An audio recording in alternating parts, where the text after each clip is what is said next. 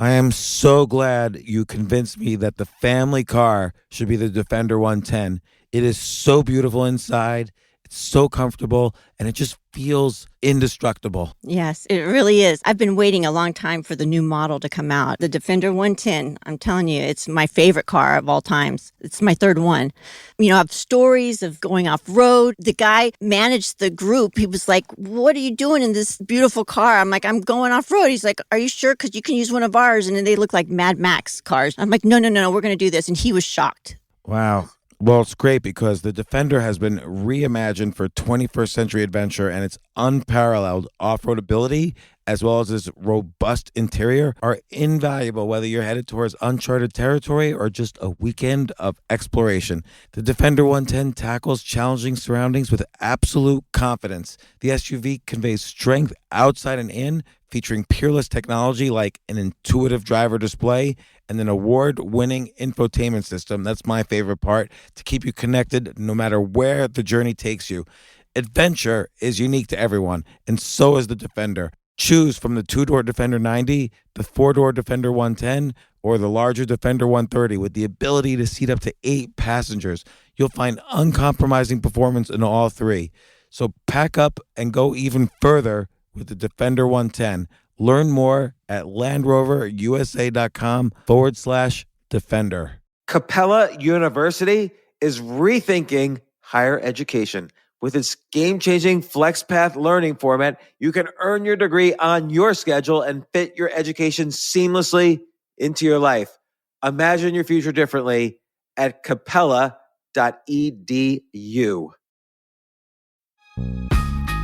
This isn't your average business podcast, and he's not your average host.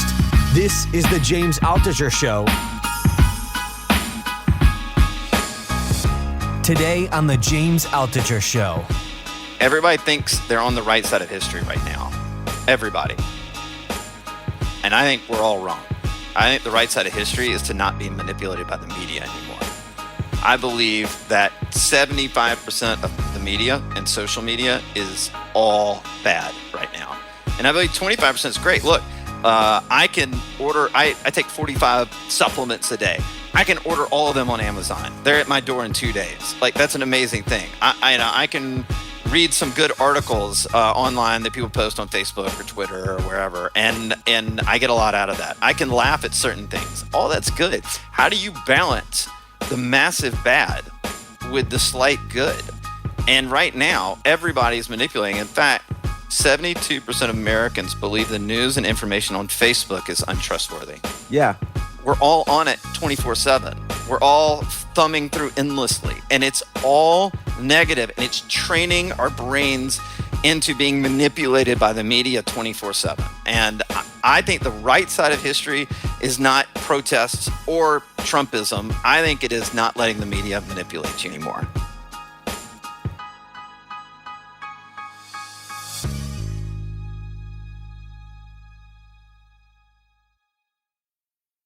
Like, one thing I realized, though, I had an interesting, so it was 6 shows, and the last 3 shows, I had a group of friends who were there for all 3 shows. And so being me, I didn't want them to get bored. So I made sure I changed 100% of my material for each of the 3 shows, which is very hard. God.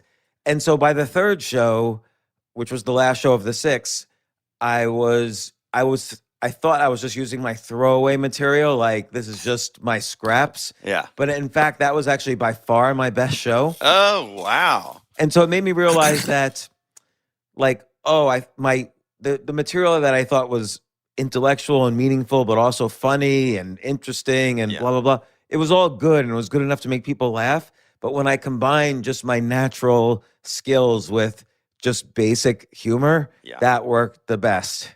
Interesting. So, yeah, like instead of telling some complicated joke about masks and coronavirus, I told a joke about dogs raping each other, and that worked the best.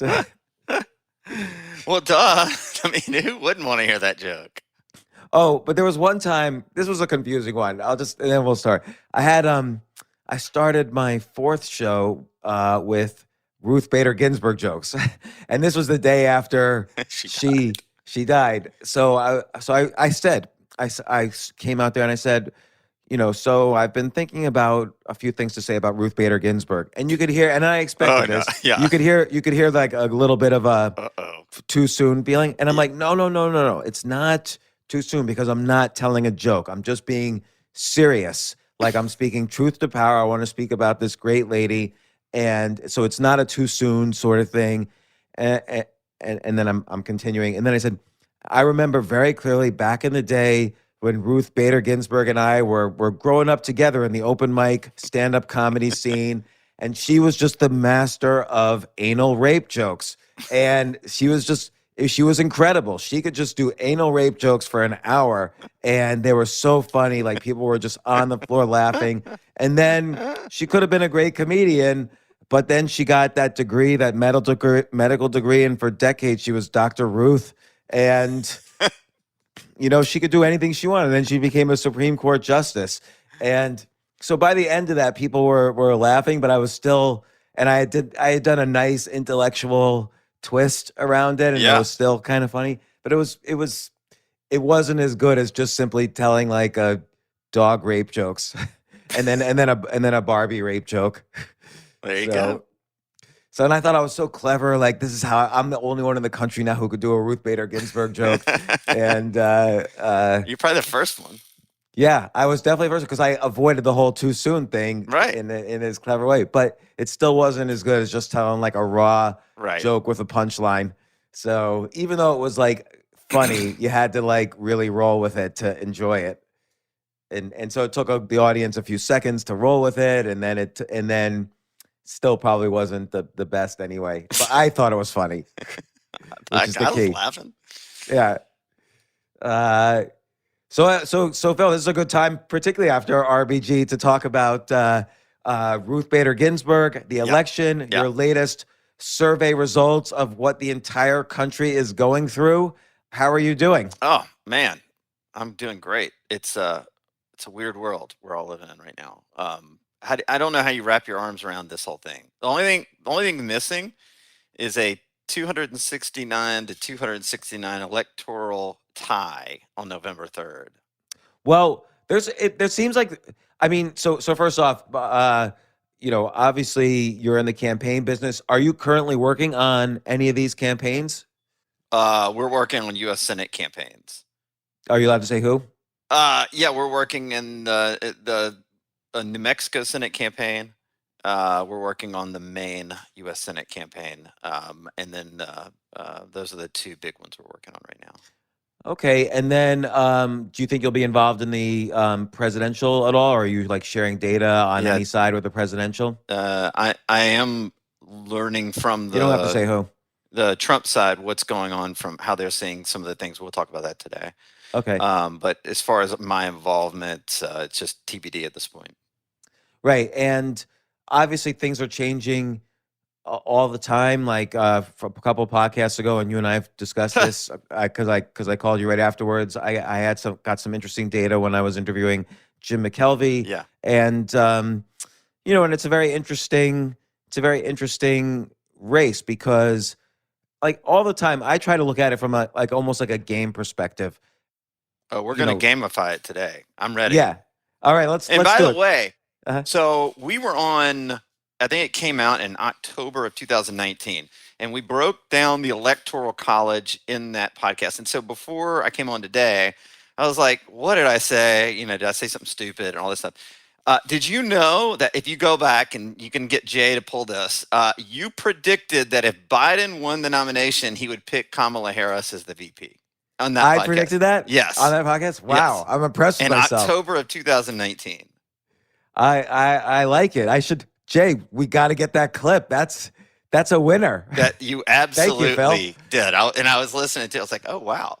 And a few things have changed. So for people that want to go back and listen to that interview, we break down a lot of the primary, but towards the end of the podcast, we kind of break down the general election of the what if, with whoever we didn't know was going to be the Democratic nominee. And so it's pretty interesting. A lot of the things held true. I mean, look, we're in a world where everything changes every 5 minutes, right? Ruth Bader Ginsburg just dies. That's completely changed the dynamic of the presidential campaign. And we'll talk about all the scenarios that have to happen, what it looks like, what it's going to take for each one to win. I'll walk through everything with you. We're ready. All right, great. Well, let's do it. So first off, before we get into the actual like political polls, you also do this regular survey. What are on people's minds? Like for instance, back in March when the lockdowns were beginning, safety was on everyone's Yeah. minds. The concept of local, like in terms of am I locally safe or are my local businesses doing Right. okay? How can I help in my community? Yeah. Those were on people's minds in a way that was much different than they were before. Like Yeah. I think it's been a long time since local was the most important thing on people's minds. Yeah. And then later on, it was really mostly about safety. And then even after that, economically, it was about need versus want. And maybe you could explain what those mean. But what's the latest data you're seeing? Everything's changing all the time. So just for context purposes, I have a partnership. My marketing agency has a partnership with the largest data analytics and AI company in America. Since March, we have surveyed close to, I'll tell you the exact number, 29,263 American consumers. We've scaled it to 200 million American US consumers in our database, 550 million plus connected devices. We're tracking 10 billion with a B online decisions every day, and also tracking over 1 trillion search words every day. And then we're able to put this data out. We've given it out for free to anybody for seven different studies since March of looking at how consumers are looking at the marketplace since the pandemic went into effect. We also did 2 extra different surveys on Black Lives Matter, the riots, and how that looked.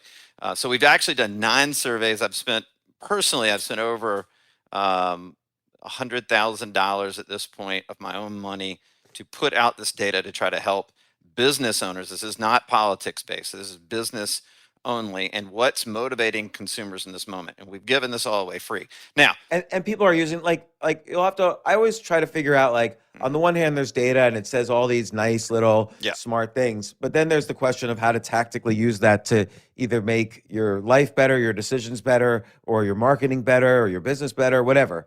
So there's kind of that bridge that I want to make sure we cross. Like, given that I know that people want need versus wants, how do I make use of that for my own life and my own decisions and so on? Yeah, totally. Well, what we saw for the first 3-4 months during the pandemic was really 3 messages were working more than anything else. They were helping others, safety, and trust. Like, you had to express with your product or service, whether you're B2B or B2C, you had to come out and talk to your clients and your customers because they were all scared in the pandemic. They wanted to help. We found in the data, just tons of data about how consumers were more concerned about their family members' health than they were about themselves. So everything revolved around sort of helping others, safety, and building trust. And by the way, I found in the podcast world, just as an example from my own experience, is that we had discussed this, I had even switched focus in my podcast. So that instead of being evergreen, like I usually am for the past 6 or 7 years, I started to be very topical, like here's what's going on in the data for the virus, here's what's going on, economically, and just trying to kind of interpret what I was seeing in the news and the data so that people could understand. Because I thought, no matter which news you looked at, it was biased. So you had to have someone interpret what was going on. Right. And how did that work? Because that was great. About showing trust and helping others and safety right now. So yeah, how did that work for your brand? It was great because, first off, a lot of people have told me since that, hey, this was, kind of an oasis of reason during, a very confusing time. And I wasn't even being, Machiavellian about it. Like, I didn't know how it would affect my data, or it might even have harmed my data because I wasn't being as evergreen. But I heard from then podcast companies that the average podcast was about 20% down in views because people listen to podcasts on the commute to work or in the gym. And my podcast was up considerably. Every single episode was more than the one before it. Yeah. So that strategy worked. Yes. All right. So, but what we found, James, in the data, and we have a huge bench of corporate clients that we help on the marketing side. We are marketing their businesses, but we always look at their customer data first to understand. So these messages are macro messages, right?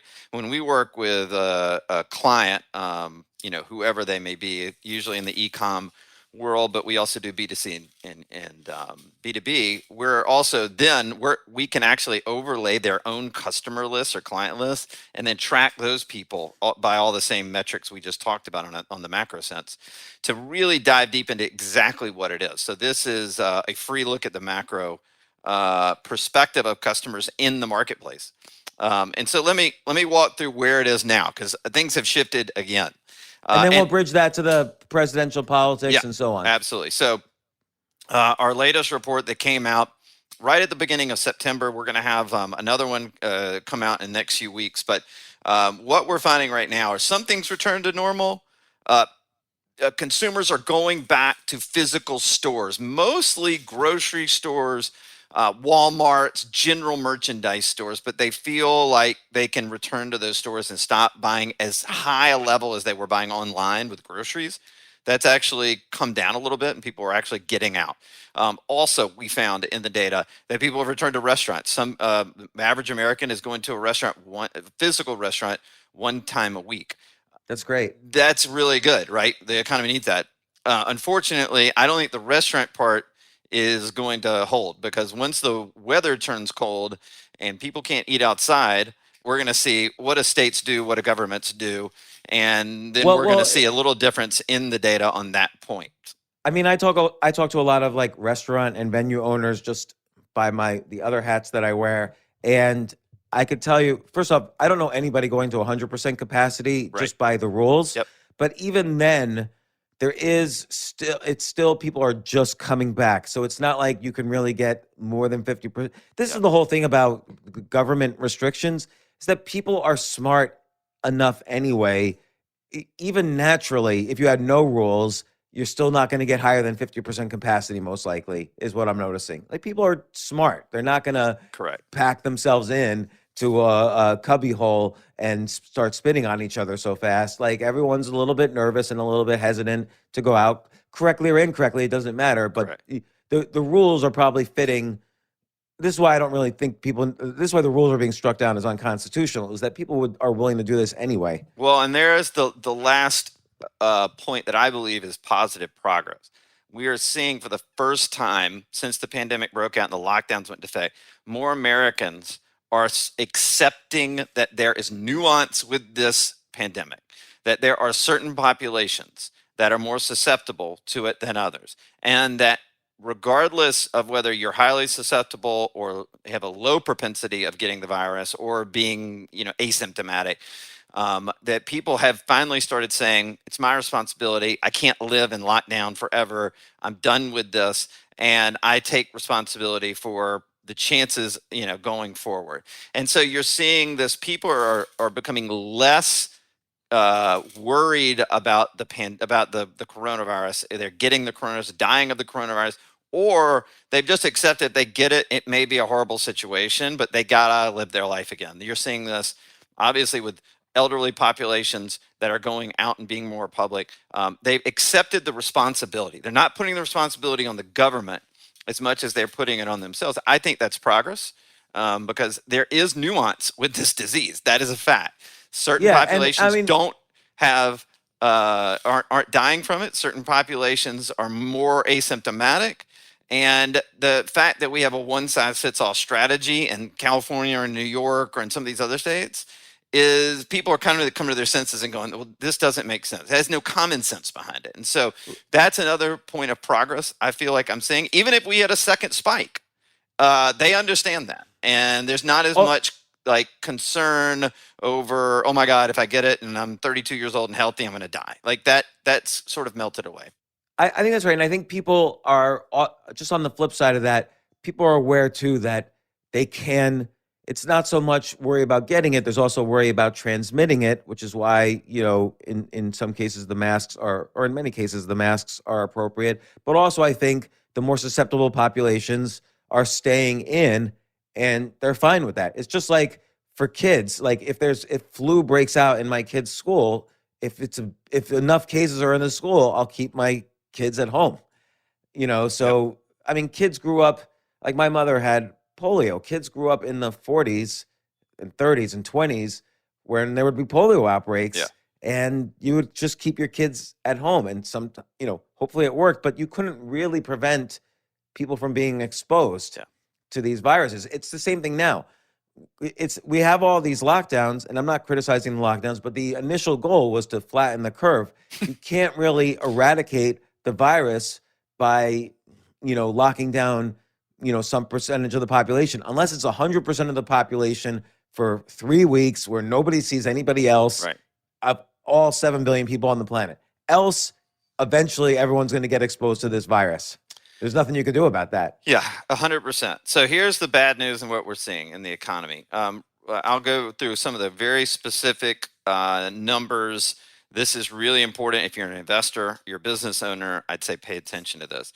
69.9% of American consumers currently think the quality of the U.S. economy is poor or very poor. And another 20% of Americans think it's just fair, right? 10.1% of Americans think the quality of the economy is good or excellent. Well, yeah, there is an exponential growth to part of the economy right now. So that does make sense. 73% of Americans believe our economy will not return to normal until at least the spring of 2021. 71.6% Americans are struggling to pay for necessities or just getting by. So 71%. What's that? 71%. 71.6, just getting by or struggling to pay for necessities. So, and how different is that from pre-pandemic? Do you have a sense? I think it's about a 20-30% difference. It's a huge number. Okay. Yeah. So the remaining 28.4% of Americans feel like they're living comfortably. And that makes sense. Again, it feels like with the way the stock market's going up, the way the big tech companies are going, like there's about a third of the economy that is just doing great and fine and like not worried about things, right? But there's this huge portion of the current economy that's either suffering or worried that something's going to happen to them. Well, and that to me is foreshadowing something to come. Yeah, and let me just add, there's some math behind this, which is that we did have a $2 trillion stimulus. So that money was sent to somebody. But it came in May, right? Right. And that's gone now. That's been spent. Right. So you figure, though, a $15 trillion annual economy and $2 trillion of it in the stimulus, and there's something called the voting multiplier, which I won't explain right now. So it makes sense that a good 20% are fine. They got the money. Yep. And they floated a little bit. And I know, some restaurants who maxed out on their PPP loans and disaster relief loans and stuff like that, they're surviving. Yeah. Others aren't. And that's exactly what we're seeing, right? A couple others that really stand out to me. 7.5% of American consumers indicate that they will make some major purchase in the next 90 days. Cars, appliances, that's just a major purchase. You're talking about, think about that. 92.5% of American population will not be making any major purchases in the next 90 days. And then finally, 95.5% of consumers will not purchase a luxury item in the next 90 days. And we've tracked this number since early June. This has trended in the wrong direction. You can go, again, the data is available at winbigmedia.com. You go to the COVID-19 consumer research. It's free. Go there. You can look at all the data from each month that we put this together from April, May, June, July, August, and September. And then you can read, I have a crib notes, in case you don't want to look at all the data studies, you can read my analysis. But that's, when we talk about luxury items, we're talking about jewelry, designer clothing, stuff like that. And so the fact that, that number was probably at like 75, 80% before the pandemic. Now it's at 95.5%. So you're just seeing. So that's a huge difference. That's a huge difference. Huge. And this is the need versus want. So instead of like going out there and buying the latest new car, somebody's saying, look, I didn't even really drive that much the past 6 months. I'm going to delay buying a car for this year. Yeah. And then what I'd say is there are three factors that are driving consumer decisions right now. So you just nailed it, right? Need versus want. People are buying for what they need, not what they want. So if you're a business owner right now, you better be positioning your brand or your product around the fact that this is a need, not a want. Like before the pandemic, it was the complete opposite. People wanted everything. Hey, vacation this, new car that, jewelry here. Like everybody wanted things. People And are by the way, literally, and by the if way, you look at the numbers I just sent you, if you just look at them, people are literally pulling out their bank account or their budgets and saying, what do I cut? And so you have to, so like we talked about this before, but we've got, with all of our clients, we position them to be needs, not wants to their customers or their clients. yeah, but what might be interesting here is an underlying thing where, hey, luxuries are bullshit anyway. No one really needs an extra dime in this or dime in Correct. that, Yep. or they don't need an extra 17 inches on their TV screen. And a lot of wants were marketing directed, and we're not as exposed to marketing when we're all kind of Yep. locked down watching Netflix. The other way of looking at this, if you want it really easy, need versus want, is price. People, we work for a big company, a big national chain, and when they brought us on a couple of years ago, they said, we've been running marketing campaigns to discounts for years. It's not working anymore. People didn't want to buy discounts. The economy was so good for so long that their consumers wanted a higher quality, a higher standard of product to buy. And so we reversed that, made the campaigns about high quality products. And they ended up, I think within 4 months of working with us, had the greatest month ever. I'm saying this because that's completely reversed now. Having discounts are incredibly important. Price, because it is about need versus want. Want is about quality. Need is about price. And the funny thing is, people do want quality, but they're going to look at price first, and quality isn't even second. So the second thing is friction to transaction. So where our corporate marketing business has blown up, James, is so many businesses have come to us and said, we are getting it for the first time ever. We're going to get into the e-commerce market. And people are now realizing they got to go hardcore into the e-commerce market. We've had food companies, we've had clothing companies, we've had athletic equipment companies that have engaged us, come on board and said, we need to be an e-commerce company. And what friction? What's really important for them too is, I imagine, is creating content. Because let's say you're an athletic wear company, maybe since you're marketing online, you can create content around athletic wear, like, I don't know, workout sessions where the trainers are in the clothes, or I don't know. I think companies and brands and candidates have to think about a little bit more about creating content that they're giving away for free, since so much of e-commerce marketing is about giveaways as well. Yeah. So the friction of transaction is this. I think CompuWare has a stat out. 88% of consumers, e-commerce consumers, right, if they have one bad experience on your website, will never come back again. And every time I tell that stat, everybody starts nodding their head like, oh, I've done that. I had one, like, it took me 8 steps to make the transaction, right? And like, they're like, that's just too many. I can't take it. The other is that right now, it's 68.88% of cart abandonment rate for e-commerce companies, which leaves about $250 billion left out of the economy every year. So I'm obsessed with making sure the brand on the e-commerce side right now, like more than ever, is completely tight.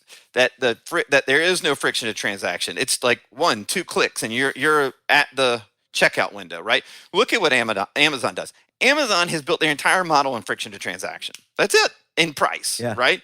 So their friction to transaction is so easy that's why people are so loyal to it. And I would tell you that's how you've got to look at it for your own business if you're out in that marketplace right now.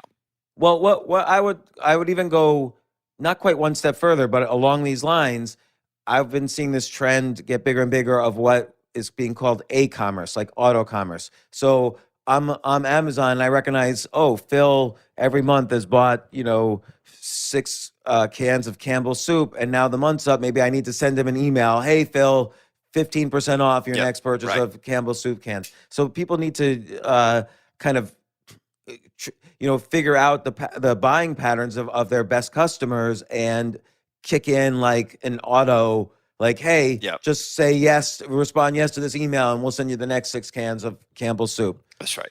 It's so funny. So again, I think we picked up like 6 new e-commerce clients that had never been in e-com before, and we're helping build them out. All of them are getting online purchases, and they've never even advertised. Like, that to me is a whoa moment, right? So we work for an organic coffee company or an organic food company. We work for a sausage and meat company out of Louisiana, and all of them are Oh, getting I'm ordering from them. all of them are getting online orders, and they're getting calls or emails into their company from their website, and they're like, "Hey, we just want to buy your stuff online." And so that is just like, for me, it's like, wow, you've never even advertised, and now it's representing even like 3 to 5% of your revenue. And like, this is what you got to do. So for me, it's need versus want. It's friction to transaction. And then third, and a distant third, is quality. People still have their mindset based on the old economy from a year ago.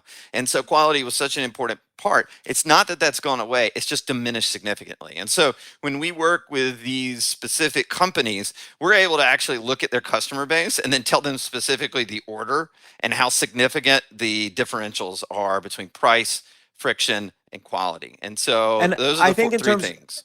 And I think in terms of quality, hand in hand with that. And by the way, this almost sounds like we're advertising your services. No, We're not. no. But this is really important stuff, because even if you're like, let's say, like for me, I'm a podcaster and a writer. What I would say here is that hand in hand with quality is the narrative you tell. So previously, people would see your product on a shelf and you could tell the story of your product in your packaging, like, hey, we're the vegan potato chip with bacon, blah, blah, blah. But now you kind of have to tell your story a little bit. You have to show the human side of your company. This is why we're making these products, or this is why we're doing what we do, or this is why I wrote this book, or this is why I'm doing this podcast. You kind of have to tell your why a little bit more, and that goes with the quality. Yeah. And again, this applies to if you're listening to this, and even if you're an employee at a company, kind of, figure out what your values are, what your vision is, and you could be more of what I call an entreployee. Like, you could stand out in your group or your company or whatever, and explain why you're quality, because you believe in such and such mission and so on. 100%. And so that's what we've seen from a macro sense of how the economy looks. And, it shifted. Like I said, in March, April, May, even in parts into June and July, it was all about safety, trust, and helping others. What we're seeing is safety is finally diminished a little bit, because people are now accepting the responsibility of their own health and lives and taking their own chances. So safety just hasn't converted like we've saw in those first 3 months. But so this thing is evolving. It's month to month. I've written about this a lot, but I've said I hate the term new normal. I just say it's just I agree. new. Everything's new, and it's month to month. And if you're a business owner, you're not following what the data says right now. Oh my God, you're just going to be screwed. And I think as I just went through those statistics that we found in the data on the economy, so many business owners know that they're not like following the data, and they're just hoping the next month is like the first month or the month before or whatever. But I'm telling you right now, it's just shifting every month.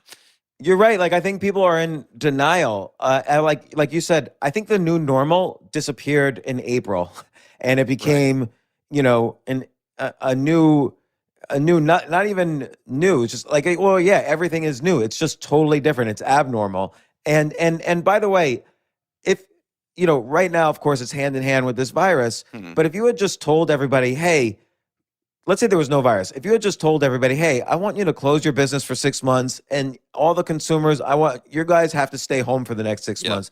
Everyone would have said, you can't do that. The economy will go into the greatest depression of all time, even with stimulus. Now, I don't think that's going to happen, but economically, though, that's what happened. Even if there was a good reason for it, it's still, that is exactly what happened. And we would have thought it was insane in every other circumstance.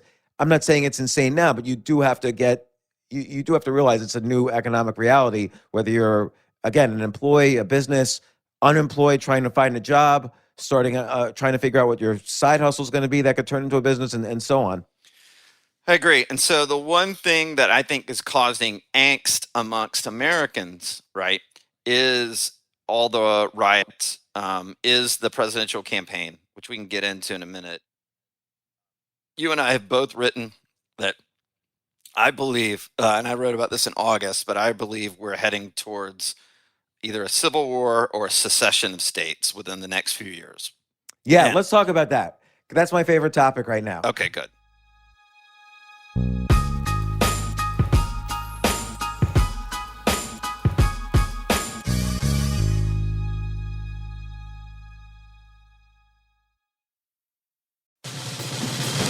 These days, we're all investors, trying to be smart with our money despite our worst impulses. But at iShares, we believe that deep down inside of every investor is a better investor.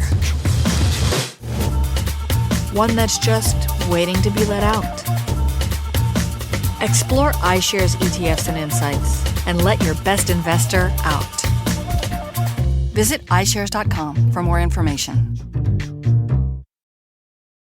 You know what I love about fantasy sports is that even though I'm not going to be a great basketball player or a baseball player or a football player or whatever, I feel like I get to participate and make decisions and use my knowledge of these different leagues or these different sports to compete.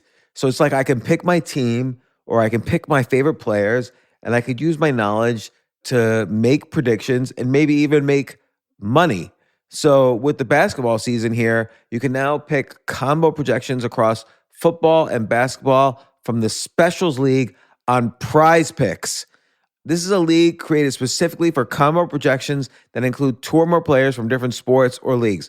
Want to play alongside some of Prize Picks' favorite players like rapper Meek Mill and comedian Andrew Schultz, who's also been a guest on this podcast, and I've been a guest on his? You can now find community plays under the promos tab of the app to view entries for some of the biggest names in the Prize Picks community each week. Look, Prize Picks even offers a reboot policy so that your entries stay in play even if one of your players gets injured. For football and basketball games, if you have a player who exits the game in the first half and does not return in the second, that player is rebooted. Prize Picks is the only daily fantasy sports platform with an injury insurance policy. What? So, I love playing it. I love anywhere where I can use analytical ability with my interests to demonstrate some skill and maybe make some money. And I like the game-like aspect. I do wish they had chess as a category on prizepicks.com, but I'll settle for what they've got. Maybe I should make my own fantasy chess league. But in any case, I love Prize Picks. Go to prizepicks.com/James. Use code James for a first deposit match up to $100. That's the easiest $100 you're ever going to make. So that's prizepicks.com/James and use code James. Daily fantasy sports made easy.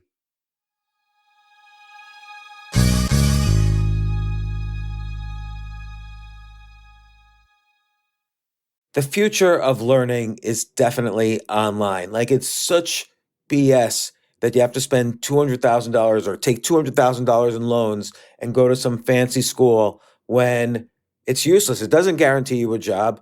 Most employers, including me, do not care about degrees or grades or anything like that. We want to care that you love what you're doing, that you know what you're doing, in some cases that you have experience or that you're willing to learn. But people in general love learning and are curious. Like, the key to success is curiosity. And I think masterclass.com is the perfect model for online learning. I'm really happy they're sponsoring this episode. If you're going to give a gift, give the gift of learning. Masterclass makes a meaningful gift this season for you and anyone on your list, because both of you can learn from the best to become your best, from leadership to effective communication to cooking. Let me tell you some of the classes I've taken. I've taken comedy from Steve Martin. I mean, can you believe I can take a class from Steve Martin on comedy, or Judd Apatow, my favorite comedy director? I could take an actual class from him on writing. Wolfgang Puck on cooking. Dan Brown on writing, or Judy Bloom, who's been on this podcast, on writing. By the way, Wolfgang Puck also has been on this podcast.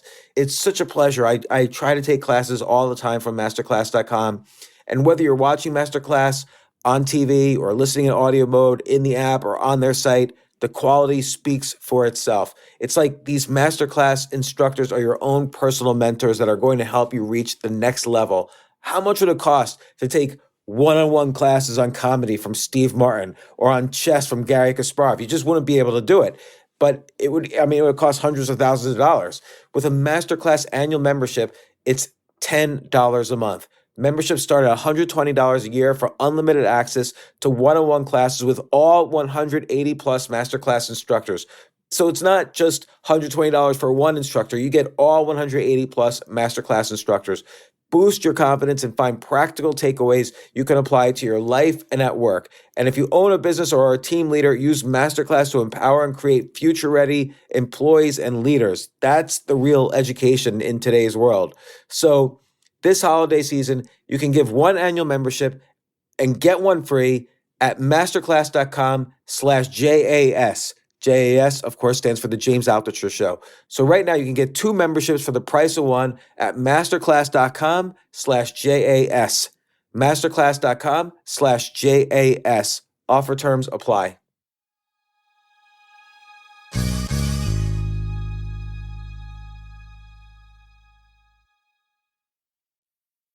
This sounds insane to talk about it. When you say states might secede, Yes. if we had talked about this a year ago, people would have quite correctly turned the podcast off Correct. and listened to a smarter podcast. But the fact that we could talk about this and there's a greater than 1% chance that this could happen, I would say there was never more than a 1% chance since the Civil War of a state seceding. Right. And I don't necessarily think the odds are 50%, but I do think they're greater than 1%. And so it's worth talking about this scenario. So what's a path to this? Well, so let me tell you, through all of our studies, 9 different national studies, I told you the methodology at the beginning. The latest study we did, 53% of Americans distrust the federal government. That's as high as I've seen it in a long time. Remember, in March, we were talking about 10%. So we're seeing this really massively. Only 10% Yeah. mistrusted the government in March? Yeah, because they were scared. And they wanted the bailouts. And they wanted What the about in government to come take 2019? in. Huh? What about in 2004? I don't know. I don't know. It's a good question. I just don't know. I'm just know what I'm looking at right now. Because I feel like America in general, that's the whole idea. Right. America started by mistrusting their government. Yes, but the trend is as high as I've ever seen the trend go from, I mean, maybe you could look at 1991 when we were in the Iraq War and George H.W. Bush had basically like a 92% approval rating, which was indicative of federal trust. And then, he lost to Clinton a year and a half later. So, but that's a pretty high number. The national unemployment rate, right, is currently in double digits. I have seen recently that they believe that number may get down to 7.5%. If it does by the end of the year, by election day, if it does, that bodes really well for Trump. We can get in that in a minute. But a third of the job force, California, for example, a third of the job force has filed for unemployment, including 46% of African Americans. Right now? I think this is at the end of August, right? So civil unrest in the cities are showing that 69.3% of Americans this is the crazy one, right? 69.3% of Americans either believe the police should be trusted or they haven't really changed their opinion since George Floyd's death. But that's not what we hear, right? That's not what we're hearing from the media. I'm a firm believer that the media is making this case better than anybody because they're creating the case.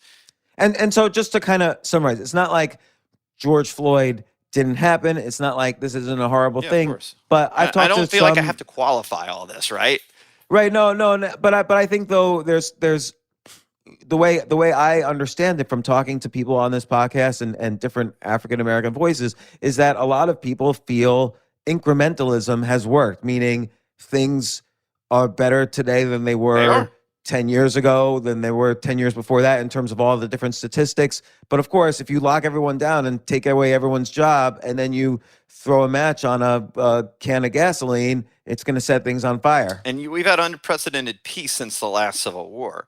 Over the last this generation. So, if you just look at the Civil War back in the 1800s, then, obviously you had some unrest between the Civil War and World War I.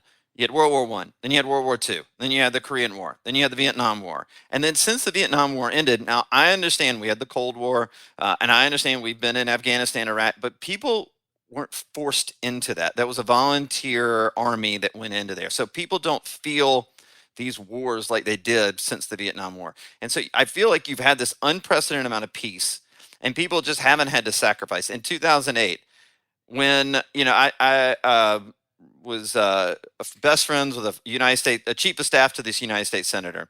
And during the bailouts in '08, he said to me, James, he said, the one worry I have about these bailouts is we're the first generation that refuses to sacrifice for anything.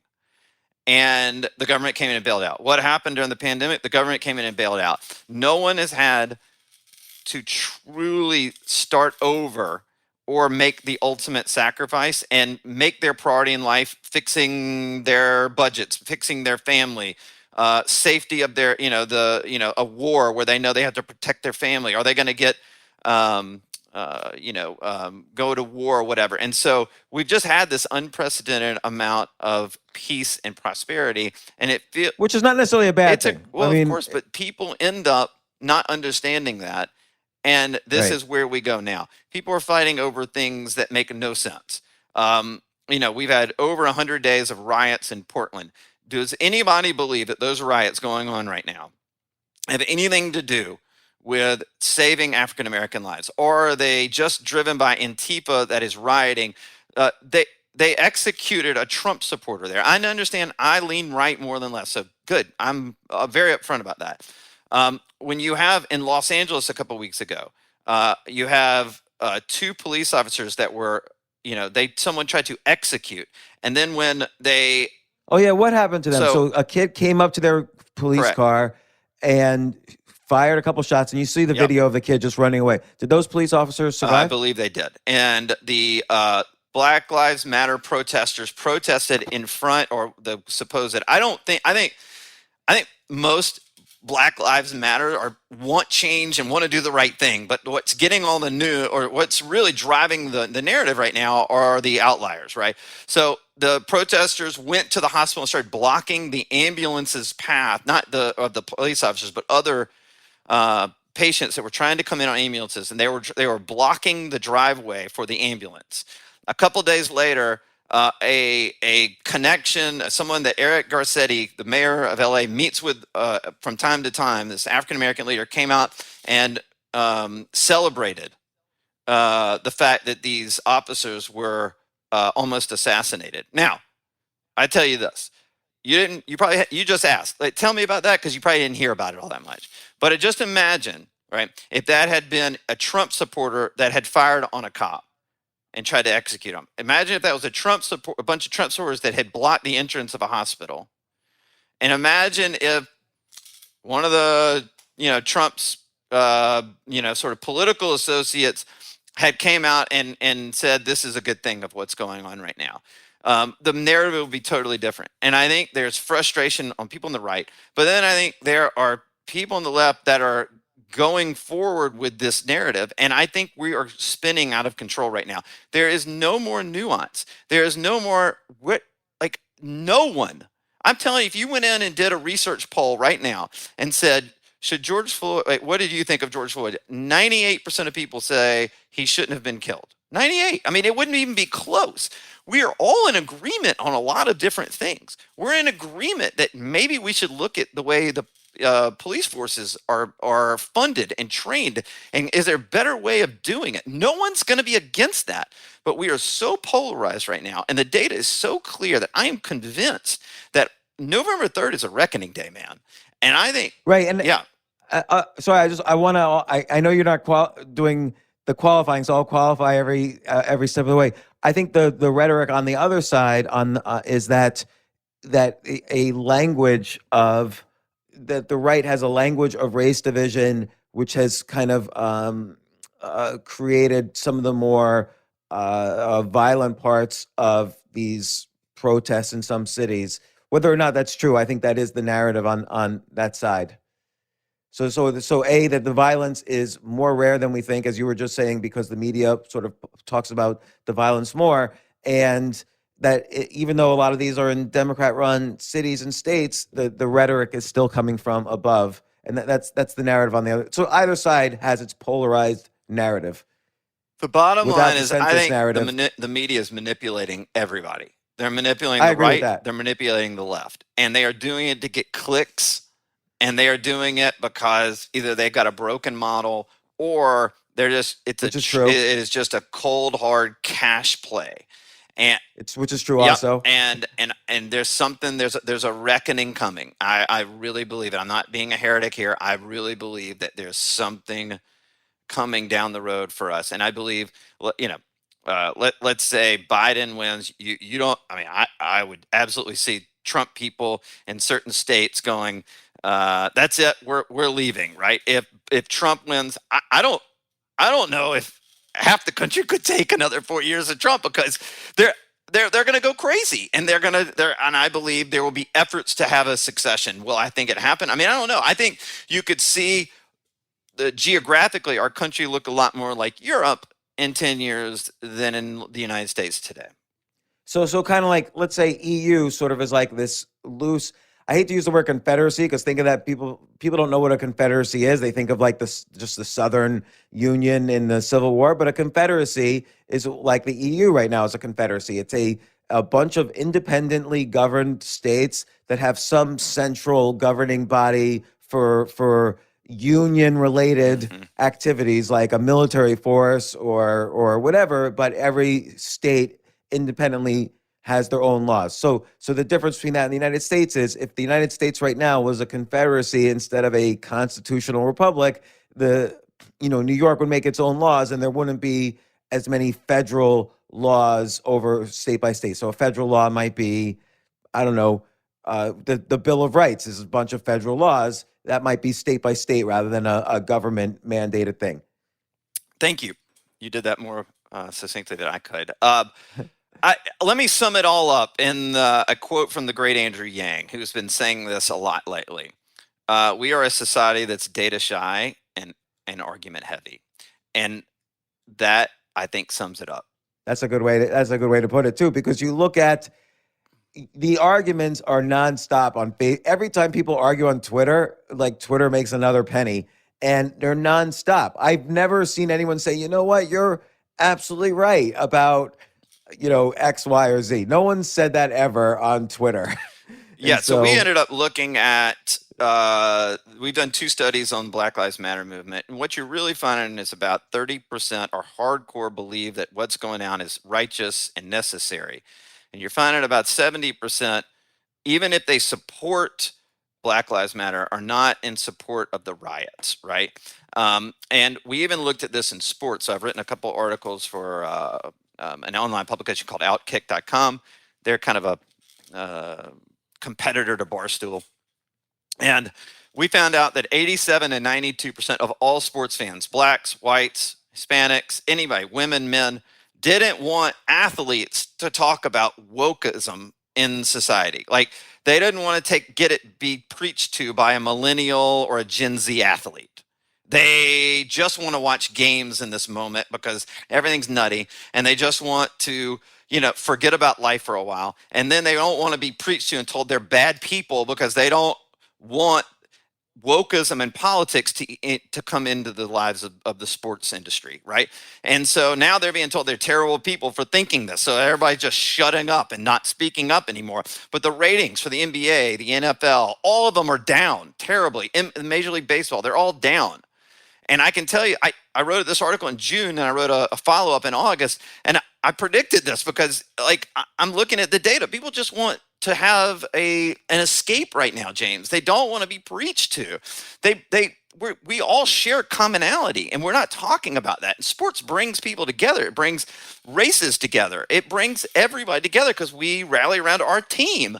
But we forget about that in this moment. And it's really, really scary because the media is propagating this, and they are loving this. Like, the funny thing is like, what happens if Trump loses? Where do they go?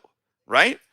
I've said this. That's a good point. I said this. If Biden wins, the mob, the woke mob, all the rioters, they're going to now think that Biden owes them. And I'm going to tell you this, Biden not going to appease them very much. And guess what? They're going to turn on Biden and his administration, and they're going to turn on their own people, because they're like, oh, you didn't go 100% all in on what we wanted. You only went at 35% of what we asked for.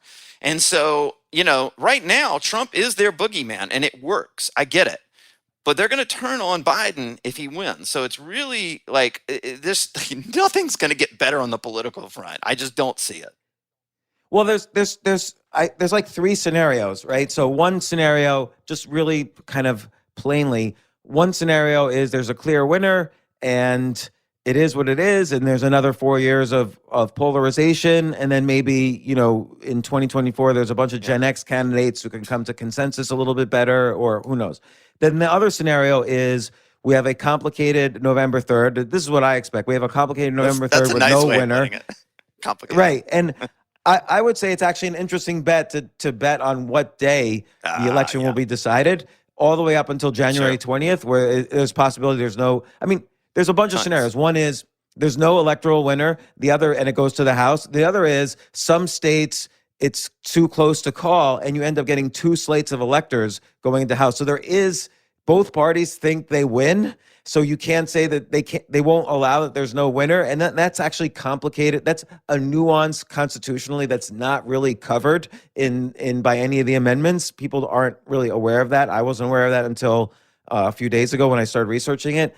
And then I think there's a scenario. And so who knows what happens then? I think it gets complicated. But then there's a third scenario, which it's so polarized. You have states like Texas and other states begin talks of secession. Yes.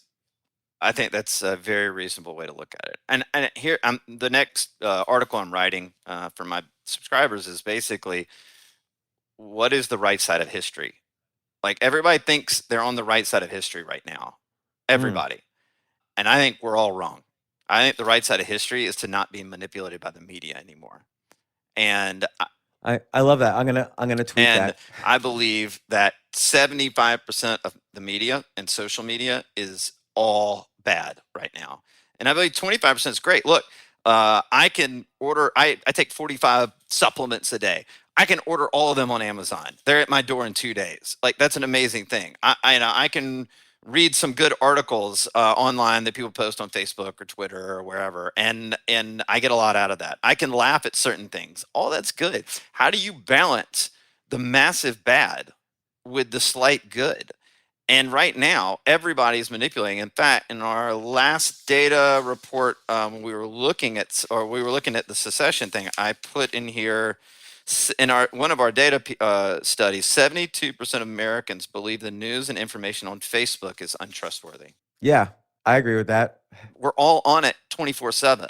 We're all thumbing through endlessly, and it's all negative, and it's training our brains into being manipulated by the media 24/7. And I think the right side of history is not protests or Trumpism. I think it is not letting the media manipulate you. And I'm about to write all about it. It's my big topic I'm coming out with soon. I think that's so true because, from 2010 to 2020, I made it a point, and I've written about this, I made it a point to never read or watch the news. Yep. And people thought, oh, you're going to be uninformed. But the reality is I'm more informed than anyone because I'm not getting biased by the news. I'm listening to the guests on the podcast, or I'm hearing. It's not like you're going to be able to avoid knowing what is important news out there because everyone's talking about it, but not hearing it from a biased source allows you to do the real research on the real data for the things that are truly important.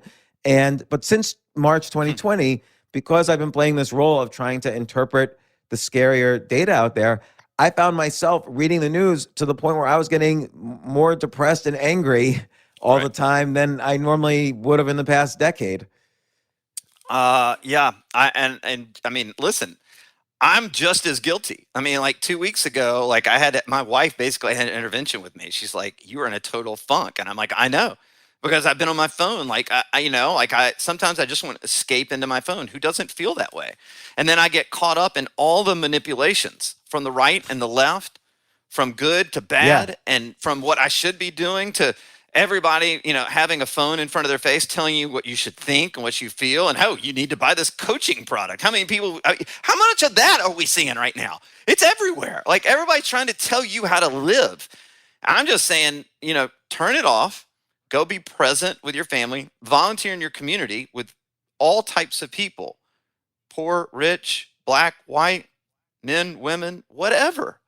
Learn from other people, but do it in person. and just stop trying to have the preach moment constantly on social media, because it's all there to manipulate you, and it's all there for these people to make money. Yeah, And I'm a marketer.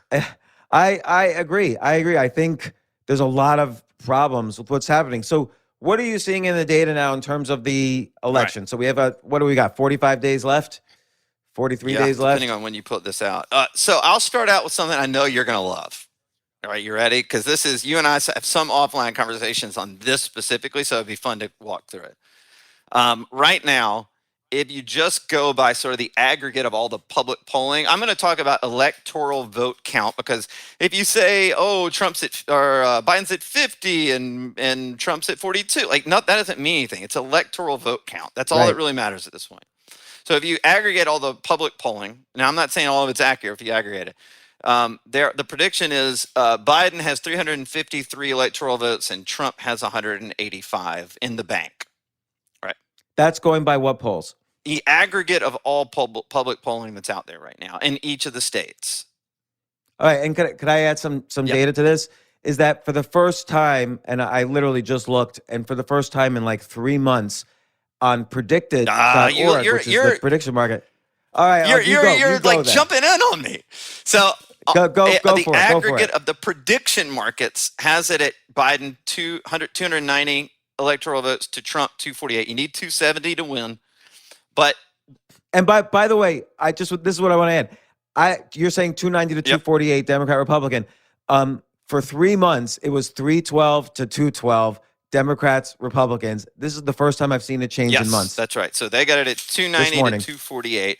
So I think that is actually probably the prediction markets for the first time ever. I'm going to tell you this. I really believe if you look at, there's so much inaccurate polling right now that I think you got to look at the prediction markets, and then you got to look at the methodology going on with these individual polls in different states, like specific states.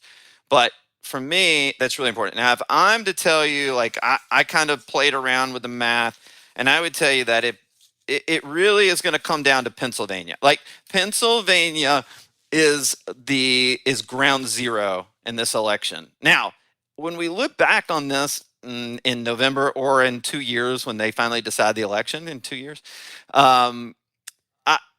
Pennsylvania may not be ground zero, right?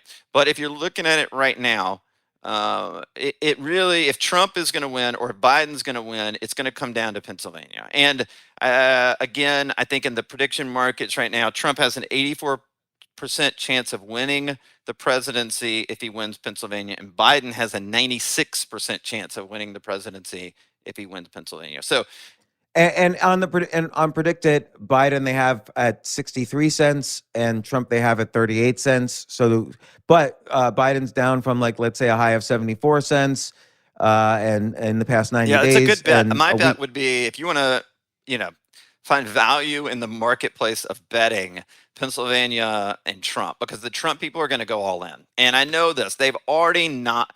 So there's certain factors that I think give Trump advantages, and certain markers I believe give Biden advantages. We can go through all of that. But I think it's the Trump team knows that they got to take Pennsylvania. And then if they win Pennsylvania, then they just got to pick up. This is all things being equal. There's 1,000 different scenarios, but this is assuming Trump wins North Carolina and Florida. If he wins Florida, North Carolina, and Pennsylvania, it looks really good for him, because he really only needs to win one other sort of toss-up state of Michigan, Wisconsin, Minnesota, Arizona, Nevada. He's just got to win one. Why do you think he's been campaigning so much in Arizona and Nevada? So internally, their team believes they're going to win Arizona, even though public polling shows him down either pretty good mark or right within the margin of error. But the Arizona team, Trump team, really do believe that they're going to win Arizona. Let me ask you this. So Bloomberg announced he was going to spend $100 million in Florida for Biden. And again, we're not talking politically. This is just the game of it. I'm noticing on predicted, Florida has switched from blue to red on the prediction markets. And I can tell you why. Tell me why. And tell me, does $100 million worth of ads matter anymore in the age of Twitter? It would have mattered 6 months ago. It would have mattered 4 months ago. It would have mattered 3 months ago. We're talking about in totality of the whole country, right? Not just Florida. We'll get into Florida. We're talking about basically between 93 and 95% of people have made up their mind. So you're about to spend. Talk about just this is what drives businessmen that run for office crazy. Is that you're going to run $100 million worth of ads to sway maybe a couple million people, but I'm saying like you're going to run these ads to 200, 300 million people, and your efficiency rate is like so low, right? There's so few people you're actually swinging by those ads that it is just so inefficient. Like Bloomberg's money, I just don't know if it makes that big a difference this late in the race. I think so many people are already locked in on who they're going to vote for. The reason that Trump, could he target more specifically? Like, could he, instead of TV ads, could he do Facebook yeah, I'm ads sure or he'll streaming do ads? it. I just think it's people are locked in. So I believe the reason that Trump is doing better in Florida right now is the Hispanic vote. I mean, his numbers with Hispanic voters, especially Cuban Americans, is as high as they've ever been. And so when I was on with you, we were breaking down the Electoral College a year ago.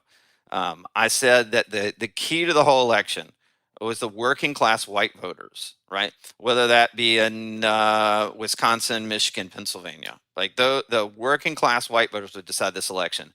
Well, what we found was that the working class white voters have swung somewhat to Biden, not in a vast majority, but Right, because all those states are listed as blue now, the ones right. you just But mentioned. here's the difference. So in order for Trump to win one of those states or two of those states, he's got to raise the number of working class white voters that are going to support him.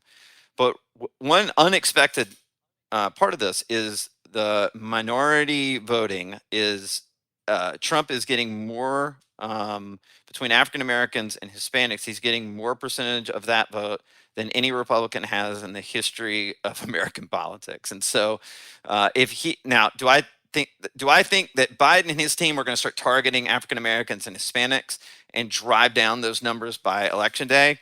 Yes, absolutely. Biden is incredibly weak with Hispanics right now. He's winning Hispanics, but traditionally, right, you get a much higher percentage of Hispanics. And if Trump can, so Trump got about 29% of Hispanics in 2016. And right now he's around 37% of Hispanics. If you think about that number, that is a massive number. Do I think that holds? No, I think it'll settle down a little bit. Trump got 8% of the African American vote. Right now, he's getting around 15%. That is a double number. No Republican has ever received that much vote within the African American vote. Could that have a massive impact in a state like Pennsylvania, Florida, North Carolina? Yeah, it is. And then finally, just looking at sort of these the Wisconsin, Minnesota, and Pennsylvania, that's 80% of the vote is working class white voters. I mean, maybe it's not all working class, but it's 80% white voters. Let me clarify that. Most of them are working class white voters, and so Trump knows this. That's why they put really all their energies into Pennsylvania and Wisconsin. They believe that gives them the best shot of winning those states. Trump is doing extraordinarily well with Hispanics in Florida. And if he can just get enough African American vote in some of these other states, it may make up the difference with some of those working class white voters. So going forward, okay, by the way, so let's say he gets Florida and Pennsylvania. And North Carolina. Obviously, those are going to be right down to the wire. Like, those are going to have recounts, and there's going to be court cases, and we haven't even addressed the RBG stuff yet. But what's a scenario, and then kind of in a different direction, what should be narratives? Like, what should Biden do between now and the election if he wants to win? What should Trump do between now and the election if he wants to win? What do you think will happen to the Senate, which is a little bit more in play than the House? Yeah, we'll talk about the Senate in a second. I can walk through a lot of that with you. So for Biden to win, well, first of all, Biden has a couple advantages. Let me just walk through his advantages. He's got a bigger pool of voters, right? He just does. He has a bigger pool of voters, especially in the key states, that if he can just turn out, he has the advantage there. He is doing much better than Hillary with working class white voters, hands down. His base. So you were saying Trump needs Yes, working class white correct. voters, but Biden is doing better than Hillary much with better, them right now. much better. And that was always the concern with the Trump team, like that Biden. If Biden got the nomination, that would help him the most. 96% of Democratic voters are very motivated. That number typically is in the high 80s. This year, it's 96%. That's really good. And what does he need to do? Well, he's kind of doing it. You're saying this. They're castigating him as a racist. They're highlighting Trump fatigue, and they're surrounding it around the COVID response and the deaths around COVID-19. So those are the things that you're seeing them do right now, and that's where their focus is all in on. It is. So in the debate, can they handle a debate that's a little bit more? Both sides are basically going to be saying they did everything they could, and the other side did poorly. Who wins that argument in the debates? See, you're going strictly on the issue. What about the personality side of it? What if Biden gets tongue-tied or can't remember something? And what if, Trump eviscerates him and turns off women? I don't know. I look, we're coming up on these debates. They're going to be the most fascinating debates in the history of American politics. I just don't see how anything is going to be as watched as the debates that are coming up. They should make a pay-per-view. Like, think about the television networks, how much they'll make. But here's what I kind of think is that everybody sort of assumes that Biden is just senile and he should avoid the debates. And I think Biden's probably going to surprise on the upside how lucid he is in the debates. I think because he honestly, to be honest, he surprised me in 2008 in the VP debates against Sarah Palin, where neither side really won. I mean, that was probably Sarah Palin's fault, but also to Biden's credit because he's not been a known debater. But so I think he'll surprise to the upside. And I think, I don't know. I don't have any opinion on what Trump's going to do. Like, what should what should his narrative be? Clear. He's got to have a vaccine coming out. He's teasing it right now. So a vaccine comes out for the election, it will help him. How big will it help him? Look, we're talking about minuscule numbers right now, James. So people are locked in one way or the other. So the vaccine isn't going to sway some hardcore Democrat. That's not going to happen. But it could sway someone that maybe voted for Trump in 2016, maybe now is going to vote for Biden, and then the vaccine comes out, and then they go, actually, he is trying to help. It could sway them back. The economy improves. Job numbers keep going up. Here's one big problem for Biden. There's a lack of enthusiasm for Biden. So while 96% of the Democrats are motivated to vote right now, hold on, I've got it just came out from a poll in the Morning Consult. 43% of Biden supporters have a lot of enthusiasm for Biden. Think about that. So they have they're very much motivated because they hate Trump, not because they like Biden. The reverse is happening with Trump. It's a complete reverse, right? You've got people that are all in on Trump, and very little of them are fear of Biden. So you've got that sort of lack of motivation to vote for Biden itself could absolutely help Trump if on election day the Biden folks can't turn those people out. Let me, in terms of narrative, let me ask you this: who does the nation think is most related to the violence that we've seen in cities? Because both sides are pointing fingers at the other side. I haven't looked at who's to blame. I don't know. I really don't. I mean, you can go look at our studies. I don't. It's more of a just distrust of everything. Okay. Does that fall on Trump? Probably, but people are locked in. Whether they think he's right or wrong, it's kind of along the lines of how they're going to vote. There's just not much middle anymore, right? Finally, I will say, all right. So a couple of other advantages that Trump has, which is his ground game. They are knocking. I think they've knocked on 10 million doors. His campaign, Biden has admitted they will not be knocking on very few doors. Like they haven't knocked on any. Their ground games are too different. That probably gives Trump about a 1 to 2% increase in whatever you're seeing right now in election A ground day. game is effective. It's like think about it in a football game metaphor. It's like kicking a field goal. It's not a touchdown. It's like kicking a field goal. Make sense? Yeah, but are people, again, since most people are decided, are they kind of selectively? Do they know which doors to knock on for the people Yes. on the fence? Oh, Okay. yeah. You don't knock on you know exactly what doors you're knocking on. You don't knock on doors that aren't registered to vote, and you're also not knocking on doors that you know won't support you on election day. Okay.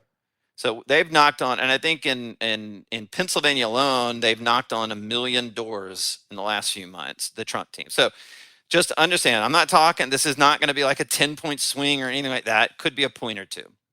Also, a huge new study just came out called, it's kind of like the silent majority. So the silent majority of Republicans that don't want to give their opinion about the election because they're afraid they're going to be canceled was around 11 to 12%. Independent voters was around 8 to 9%. And Democratic voters that didn't want to give their opinion was around 4 to 5%. So what that tells me is there is a significant, just like in 16, you were seeing this sort of silent voter that does not want to tell someone that calls their phone that they don't know who it is and give them their opinion on politics right now. They're afraid to do it. They think they're going to get in trouble. And so they're not voicing their opinion. Do I think that is some big, massive swing? No, but it could be 2 points. Could be 2 points or 3 points in Pennsylvania or Florida or North Carolina.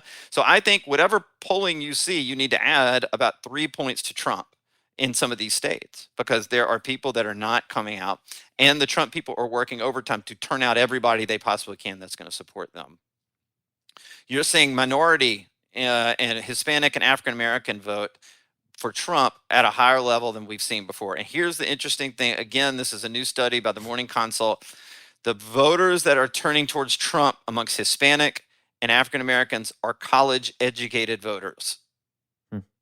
Not, and the voters that are turning that have had a downswing for Trump with whites are non-college educated voters, which you would think like all of that doesn't really make sense for what we've seen in the past, but that's where we are now. So I think those. Oh, and then one more thing: the Republican Party. I told you, Biden is at a 90. The Democratic Party is 96% motivated to vote.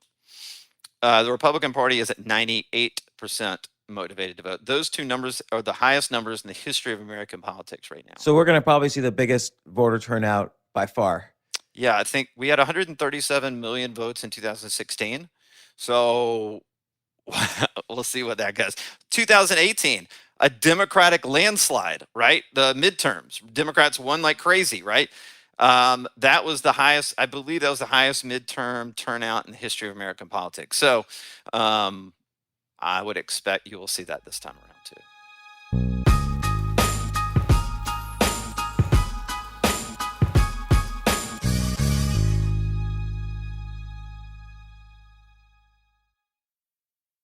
Oh my gosh, I love these clothes. Mizzen and Main. That's Mizzen and Main. It really is the most comfortable work clothes. Travel clothes. I had to travel this whole week. I'm traveling for a week and a half, and I just took Mizzen and Main clothes with me.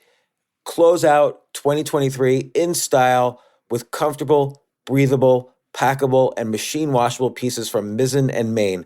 As you wrap up your year-end goals, enjoy a Mizzen and Main dress shirt that you can wear confidently. I like that they've very, very just nice, solid colors. I don't really like to get all fancy in patterns and everything, although they do have some pattern shirts, but very comfortable clothes, stretchable pants. It's just super comfortable, but they look professional, and you can wear them casually or professionally.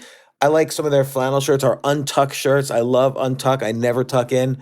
So again, whether you're shopping for a special someone or giving yourself the gift you really want, I just buy myself gifts. Mizzen and Main is the perfect gift for any guy who works, travels, and cares about looking and feeling great. As you could tell by my many photos across the internet, I care about looking fantastic. I'm practically a model. And let's be honest, every guy loves to look great. So again, shop now at mizzenandmain.com and save 20% when you spend $130 or more using promo code James. That's promo code James at Mizzen and Main, MIZZEN and Main.com.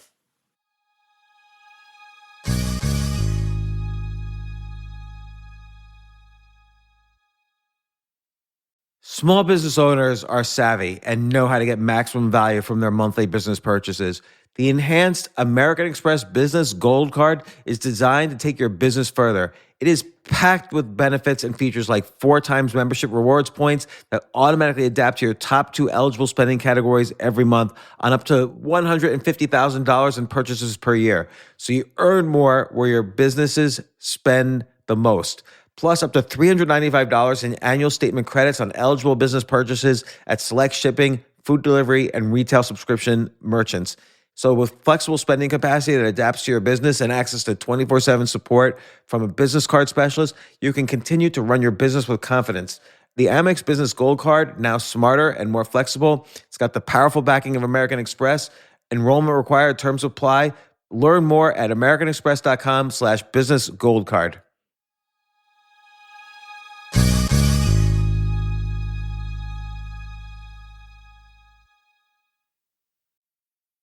All right, so Biden's narrative is to keep people focused on the coronavirus and the response.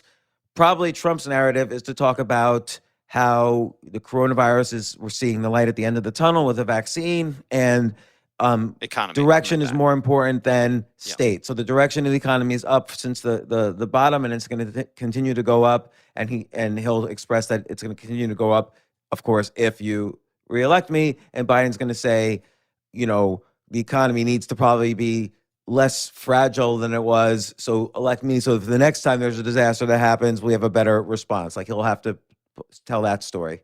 So here are the unknown things to watch for that we don't know yet. How it's gonna be affected. The debates, right? We got 3 debates plus a VP debate. How much will that swing the election? They'll be the most watched debates ever. So I don't know, but it's going to have an impact. The Ruth Bader Ginsburg fallout. Are Republicans trying, if they are able to push through a nominee and get them voted on before or even after the election in the lame duck session of Congress, how does that impact voters that say does it negatively impact Trump? Or does it motivate? The Republicans think it's going to motivate their base, but the Democrats think it's going to motivate their base. I don't know how you can be any more motivated on either base, but that's what they think. Does a vaccine come out? That could have a huge impact. We just don't know. Trump's teasing it. We'll see what happens. Last minute scandals and dirty tricks, right?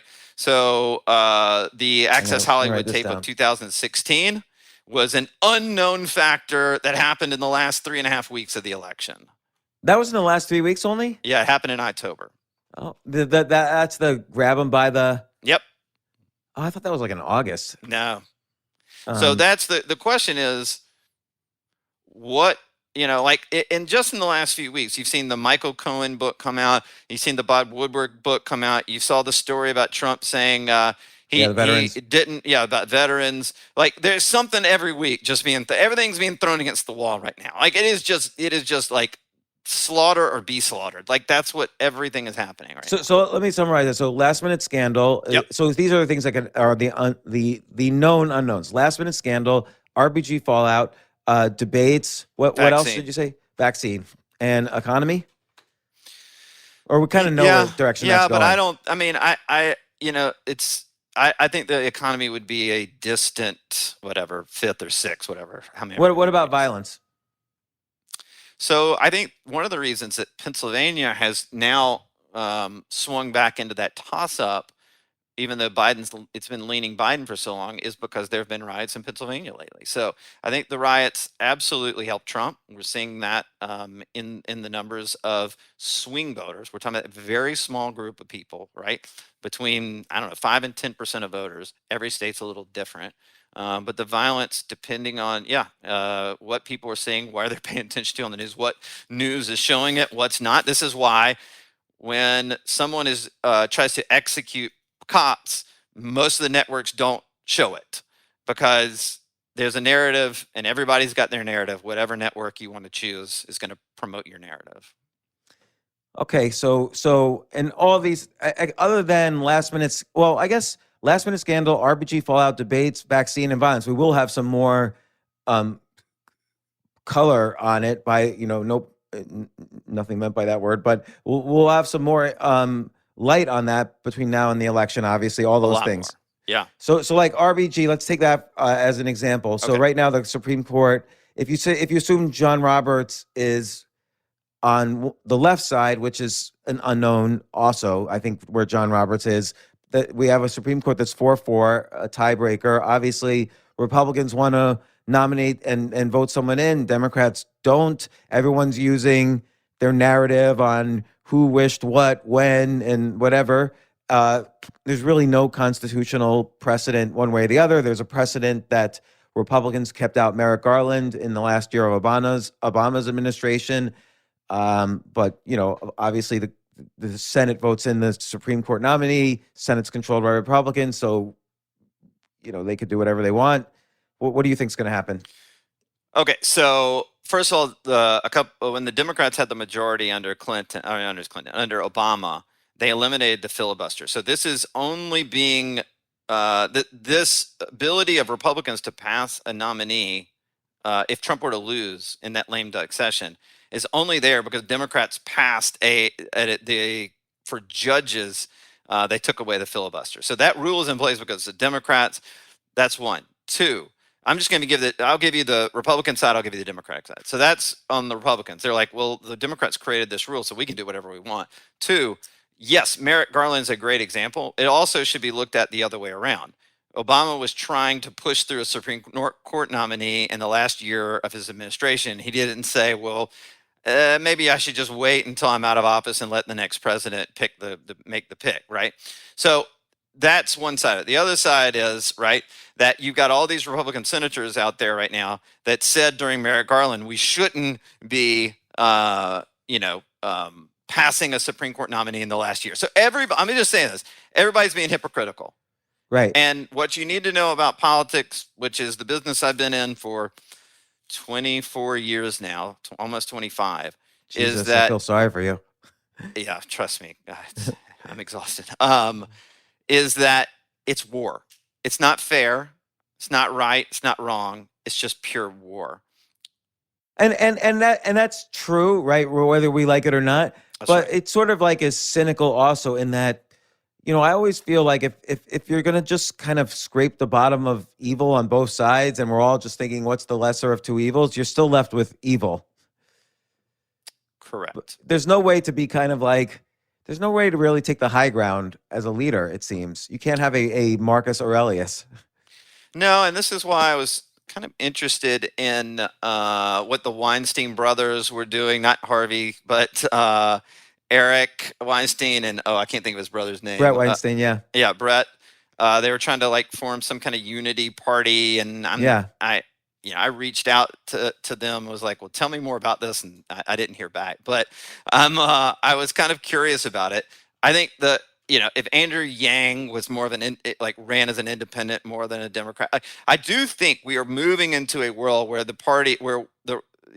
there's just been a nuclear bomb that's gone off in both parties, and people are gonna kind of move into other choices. And again, if you see a secession with different governments, or you could see where the party system gets, completely disjointed over time. It looks more traditional, like what's happening in some of the European parties where there's 10 parties. And this, they have to build coalitions within the parties in order to get majority of control of government. So you're right. I don't disagree with that. I think we are heading into a different model over the next 10 years. And we'll see what happens. But right now, when you're talking about the Supreme Court, just to go back to it, I mean, the bottom line, it's a war on both sides, and both sides are hypocrites. I mean, it is what it is. Yeah, no. And so, okay, so we've got these kind of known unknowns. Right now, things are getting down to the wire. Like, depending on what data you look at, it's sort of like up in the air. And for the first time in a while, because I think Biden, since May, June has been solidly in the lead. And now things, since the Republican convention, it seems like now things are a little up in the air, and we still don't know about, how silent are the silent voters. And what do you think? I mean, some Republican senators don't want to vote for a Supreme Court nominee. Yep. What do you personally? I kind of think there's nothing going to happen before January 20th on the Supreme Court It's going to be side. really hard. I think enough Republican senators are going to say they're not going to do it. The other is the Arizona U.S. Senate race will probably be won by Mark Kelly, the astronaut, who's a Democrat. And it's a special election because Martha McSally, the senator now, was appointed. And that new senator will be sworn in on November 30th. So if a lame duck is going to happen, Republicans will already lose a seat by November 30th. So then you've got Susan Collins that has already come out and said, I'm not voting on this. You have Lisa Murkowski who's said, I'm not voting on this.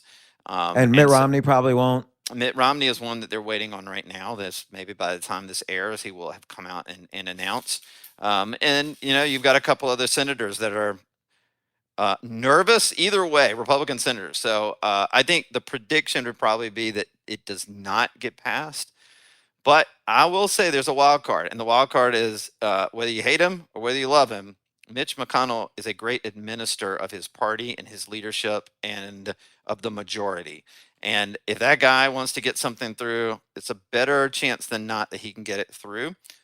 I don't know if he can get it all the way through on this one, but I wouldn't count Mitch McConnell out as an administrator in this moment.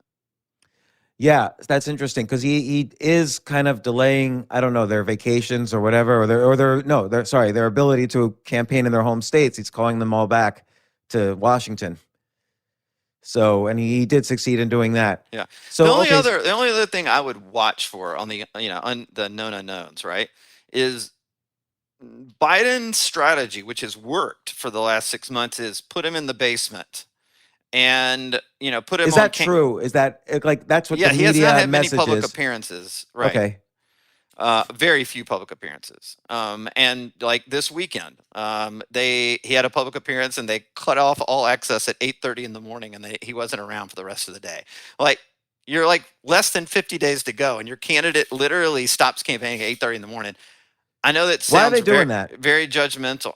Well, I can't guess. I mean, everybody assumes that it's something, but I don't know. So the question is, he has to get out there more.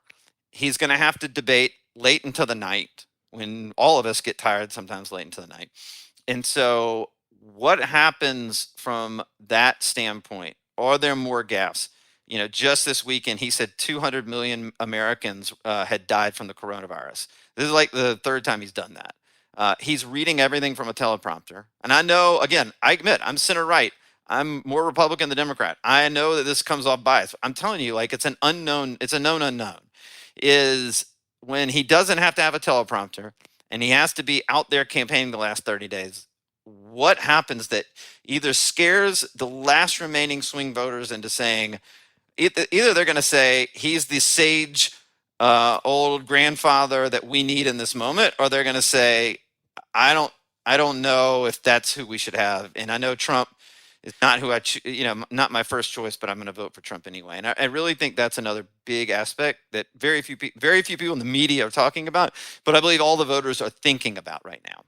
Now, is the media or anybody, is Biden, I mean, I'm willing to believe Biden's not as bad as they say, in the sense that, in a debate where he has to be without a teleprompter and so on, I do think he's probably could hold his own more than people realize. I think it's too easy to say, oh, the guy's just gone. He was fine in the debates in the primaries, enough to win the nomination.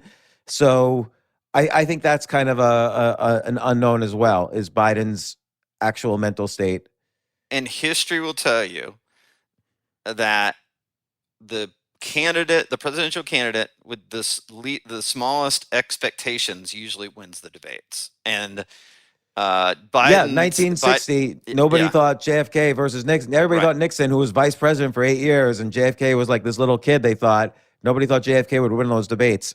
And don't forget, just in our lifetime, George W. Bush was told, everybody told, was an idiot. He wiped the floor with Gore. Mitt Romney scored big time on the first debate with Obama. And, so, just remember that usually the media loves to say, or loves to, put a narrative out that, oh, he's going to be horrible at the debates and before the debates and afterwards. It's he scored, he won. Like that's the way the stories are usually written. So that could be something that really does help Biden. If he just holds his own, he doesn't have any gas, he is going to come out looking, and the media will go crazy saying he's the big winner of the debates. So if you were advising Trump, how would you kind of try to provoke a gaffe? Well, I would bring up all of his gas, right? Over and over again. You said 200 million people 3 different times have died of the coronavirus. Like, why do you keep saying this? And then he's either going to say, I misspoke, I made a mistake, which makes him look bad. Or, he's going to call, Donald trying to, there's nowhere to go by just continuing to point out the gaps of Biden, right? And also, they've focused on his record. I don't know if it's landed as much. I think the one issue that's really going to get Biden is, is he fit for office? And the question is how long does he serve if he wins? And I don't know if you can bring that. I don't know what that second part I just said, if that gets you anything. But I do think the fit for office does. I guess what, just thinking about it, if I was in the game, I instead of saying specifically that, I would say, look, you picked a VP candidate who's already calling it the Harris administration. Why is that? So why is she assuming it's her administration? Now, and again, I'm not advocating anybody do anything, but if I was a strategist here, I would bring that up as quickly as possible. Mm-hmm. But then again, maybe not, because maybe people want a Harris. Like a lot of people, like you said, they're not voting for Biden; they're voting for not Republican. So they might not care about that issue. Right. So I listen. Ultimately, James, I'm going to tell you this. Anybody that's predicting and says, I know what's going to happen today, I think that's fraudulent. Right. There's a lot I'm of work not to saying do. that they couldn't be right in 6 weeks. I'm not saying that. They could be right in 6 weeks. But there are so many factors that are in play still. Everything is changing day to day. Don't forget, this is another one we haven't even talked about. 60 million Americans have already requested an early vote ballot. They've requested it. So that's different from the mail-in. That's like the absentee ballot. It's a combination of all of it. Mm-hmm. We had 137 million Americans vote in 2016 for president. We're talking 60 million have already requested some sort of mail-in early vote ballot. That's incredible. In Florida, I think the number is 4.5 million.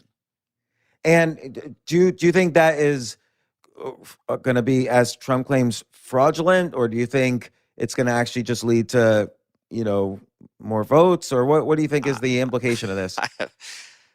That's all a big partisan media narrative. I think in a pandemic, people should have the right and easier access to vote. And so, do I think there could be fraud? Maybe. I don't know. There's not really precedent of it. Do I think the post office could royally screw up everything? Yeah, probably feel more inclined to believe that than fraud. And so do I think it's also safe to vote in person? Yeah. But if people don't feel safe to vote in person, they should have other options. So I'm sort of neutral on this. I've just stayed out of it because none of it makes sense. And everybody is picking a side based on who they want to win the presidency. And I just don't think any of the arguments make much sense. Yeah. Other than the post office is inept. Yeah. By the way, the post office all of a sudden they, is one of the most popular federal government offices, right?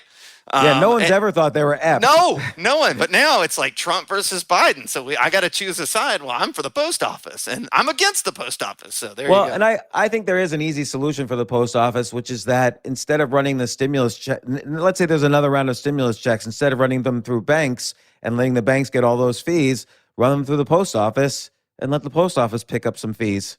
So then you save the post office overnight instead of just feeding profits to the banks. There you go. But I don't even know if that's a good strategy for the economy, but that would save the post office. But and then what do you think? Who's going to win the Senate?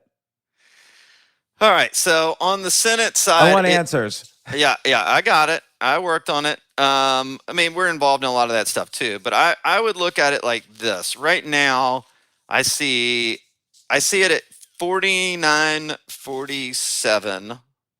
And so you've got 4 races that I think will decide the Senate. I think they're Maine, which is Susan Collins, North Carolina, which is Tom Tillis, Iowa, which is Joni Ernst, and then this is maybe 3.5. I think, and I'm, for full disclosure, we're working on the Republican side of the New Mexico Senate race, but our internal numbers look like surprisingly good right now. We're within the margin of error of winning. So, and no one's reporting on it. So I think it's a good shot, even though it's a Democrat state.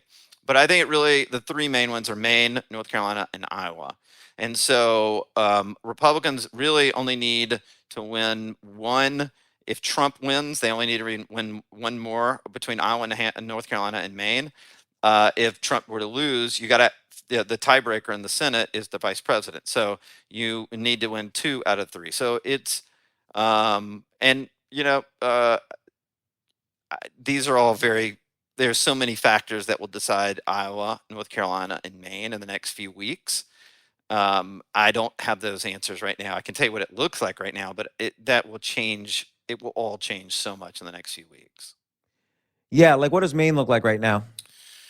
That's Susan Collins, and she's longtime senator there, and it's basically even. I mean, all of these are basically even right now. Maybe each one of those has a slight way, slightly more Democratic than Republican. But again, intensity, what happens in the last few weeks, what breaks in the last moment. If Trump were to win North Carolina but get crushed in Maine, that's going to help Tom Tillis, who's the incumbent in North Carolina, and it'll really hurt Susan Collins. Or, like Iowa is Trump will probably win Iowa. It looks really good. Does Johnny Ernst, who's the incumbent, piggyback on that for, and win that race? So I could see Republicans winning 2 of the 3. They need 2 of the 3. And then if New Mexico were to fall for Republicans, that would be a bonus. Yeah, right now it's heavily in the blue camp, New Mexico. Oh yeah. But that's, I mean, look, I take this for what it's worth, but our internal numbers have it within a few points, and it shouldn't be that close. But we have a great candidate working in there. And then, okay, so let's talk. Are you seeing people talk about secession? I'm reading it everywhere. I feel like now, like it's weird. In the last few weeks, I'm reading more and more in the camp of civil war, less in secession. But I don't see civil war because I don't see anybody picking up a gun and shooting at. It's not like a brother versus brother situation like 1861. Agreed. I don't think it's going to look like that. I just don't know what it's going to look like. It's not 1861. So we're in a technological age. So the Civil War may be brought on by factors we just don't know yet. See, if I were to lay out the most likely path, tell me what you think. I would say Texas is the first to speak. Let's say, I mean, it could happen if no matter who wins, but let's just say Biden wins, which is he's the winner in a lot of polls. I could see Texas saying, "Listen, we're cool, everybody. We're going to back off a little bit. We're going to be our own country, but we'll do a trade deal with all of you other states, and we'll donate every year to a military that, a basic military to protect all the borders of these United States. And any states that want to join us, you're happy to plug into our electric grid, because Texas has their own electric grid. So that's why they would be first. And I talked about this with Tucker Max on my podcast with him. And I would say, everyone will say, okay, it's within, by the way, it's constitutionally fine if states secede. They're allowed to do that in the Constitution. So there doesn't have to be bloodshed. And if Texas says, yeah, we'll give you $50 billion a year to do what you want and don't worry about it, and then we'll take care of our own laws, and everybody's allowed to come here and you don't need a passport, and it'll be more, again, like a loose confederation as opposed to we're going to blindly follow every federal rule. So And then other states will follow yeah, on I either agree. I side. think all you need is one, and it's game on at that point. I would look at this differently. I don't know if Texas would be the first state because it is trending more. It used to be heavily Republican. It has trended more Democrat over the years. So you're going to have to figure out a majority that wants that, and that's going to be a hard majority to get. I would tell you that if Trump wins on election day, I would Then say California and New York. California would be the first one out the gate because it is so far left and everything is controlled.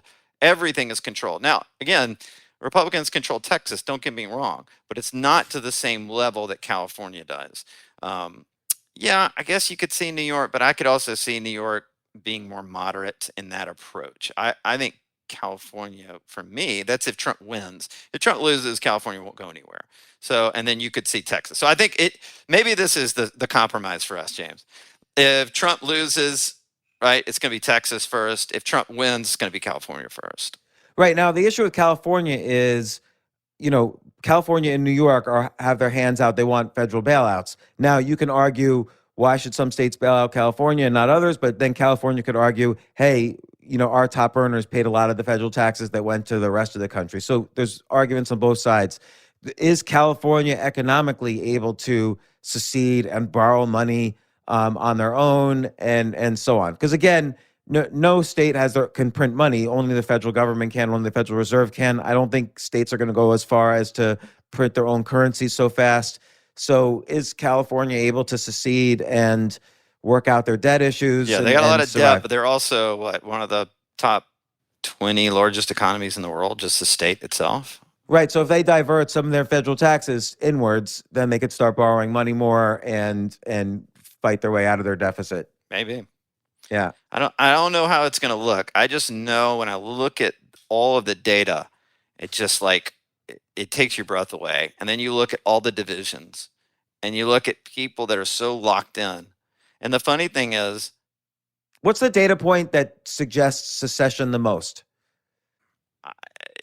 The economy is going, the economy could go bust, right? You have 30% of Americans that are doing really well or not losing anything right now. You have 70% of Americans that are struggling to pay bills or very, very concerned. If that number, right, if after the election, whoever wins, if the majority of the economy completely busts, I think it's the economic number because, look, there's no doubt that a lot of these riots were brought on by the lockdowns of the coronavirus. I'm not saying all of them were. People have legitimate reasons. Here I am finally qualifying, right? But I think a lot of the lockdowns exacerbated the situation. And then you have this massive economic downturn. And I believe when you've got the coronavirus, you've got civil unrest, and the last tipping point would be the economic numbers. And we started this podcast by going through all those economic numbers. And it just takes your breath away to know you may not see it. I may not feel it right now, but there's a lot of people out there. And there's going to be a lot of civil unrest if the economy goes bust after this election. And I mean, it went bust, but again, it's not like you really feel there are people that are in pain right now, but they're not rising up. And so what you would see is people that are rising up within those economic numbers, and everything shows that it's there, and except the stock market, and except some of the big tech companies and all of these other businesses. So there's a disconnect, and if anything, if the majority decides to sort of wake up, especially in some of these key states, you could see that secession happen. Now, in terms of the stock market, are you seeing, I don't know if your data gets into this, but are you seeing people holding back from, like individual investors, are they holding back from investing until there's some stability post-election, until we see where things are at, which could suggest that the stock market has room to grow if individual investors have been holding out? Are you seeing anything like that? Yeah, big time. And what you've seen, the market come back fully in force to where it was pre-pandemic levels, is because the people that have money have kept investing. You've seen a lot of people pull out that were casual investors. Did they come back? They may because of the election, but they may not because they don't have the money anymore. And we're in a need versus want economy. And right now they're like, I don't need to put my money at risk. It should be sitting in savings. I should have cash. Now, if from a marketing point of view, if you're a business or a small business or a lifestyle business, and this need versus want message is the strongest message right now, as compared to safety in March and things like that, how would you switch your marketing message, particularly if you weren't a need? Like very few things are actual needs. Yeah, you've got to figure out. I mean, the first thing is, and this is not going to answer, but it's going to answer it. I would have to figure out what that specific customer wants. Like, so if we work for a organic food product company, they've got hundreds of thousands of customers. What is driving them to make decisions right now? Where are they going online? Where are you going to place your ads from a targeting perspective? What is the message they want? And are you reducing like we're trying to reduce the risk across the board, reducing risk, making sure their brand is on point, making sure that it's easy to navigate their website. What is their messaging? It just depends. With sort of the organic food companies, we're like, it's all about immunity. We're hitting more of the hot spots of the coronavirus where people are more concerned about the health aspects of the coronavirus rather than marketplaces where people aren't as concerned. So where I am in Florida, I'm in northern Florida, nobody really gives a damn about the coronavirus. You walk to a restaurant, nobody's got masks on. I went to the gas station this weekend, nobody had masks on. I went into a hunting store this weekend, nobody had masks on. I feel like northern Florida, though, is like really southern Alabama. It is. Yeah. Totally. And southern Georgia, right? And the more north you go in Florida, the more southern it is, right? So I wouldn't be running organic food and product company ads to that marketplace. Really, it's really interesting. It's really geographic right now. We haven't seen this. We've lived in a world is flat for so long, James. And we're flat. You can, as long as you market to the consumer and what they want. And there is a lot of truth to that. But because of the coronavirus, we're seeing a lot of geographic targeting that has to take place. And a lot of targeting that we're not typically doing, like markets we're not going in. And we've done some case studies and we've seen, like, for that organic food and product company, New York has been a robust marketplace for us, whereas Dallas, Texas was not. And when we went into Los Angeles, it was much more robust than when we went into Nashville, Tennessee.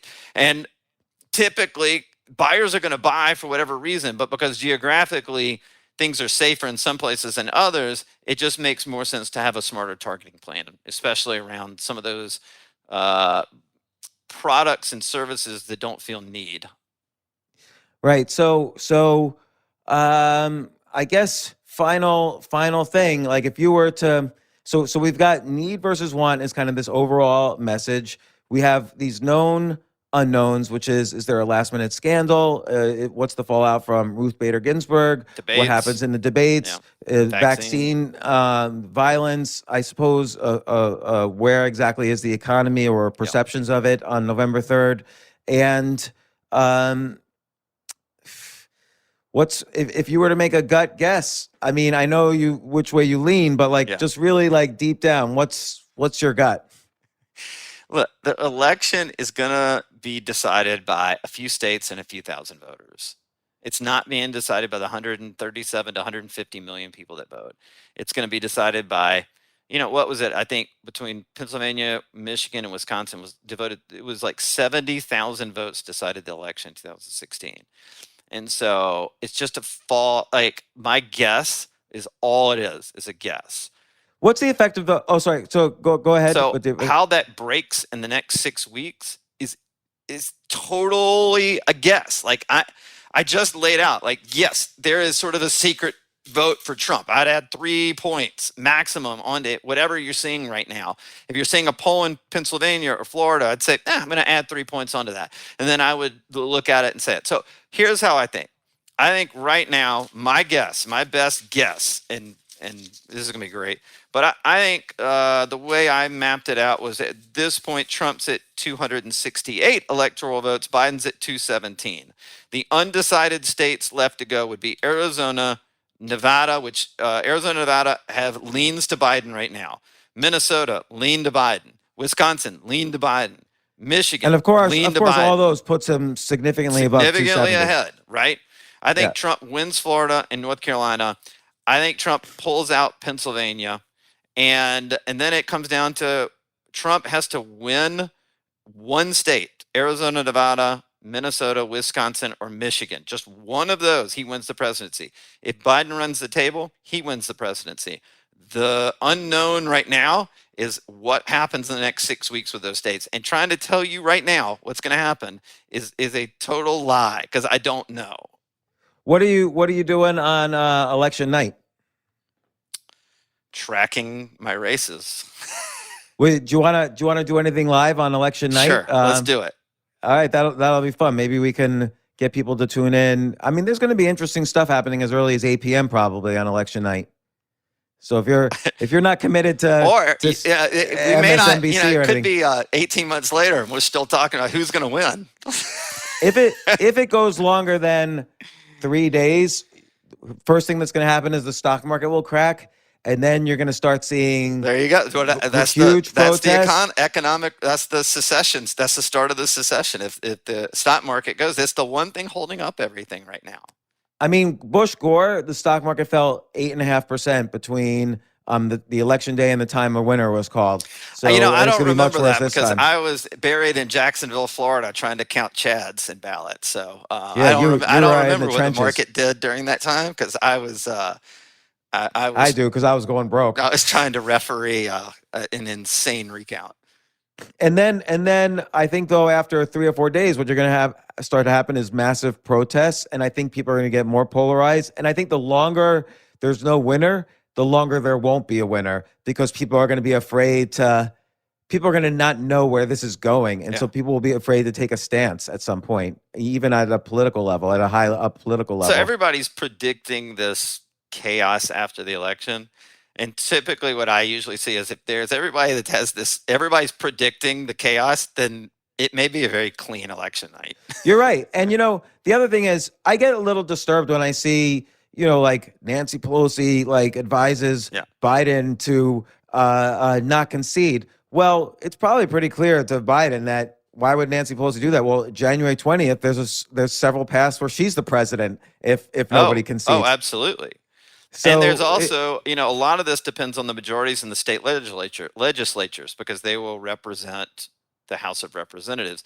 Right now, Republicans control 26 of the legislatures. So what happens if one legislature falls and it's a 25-25 tie?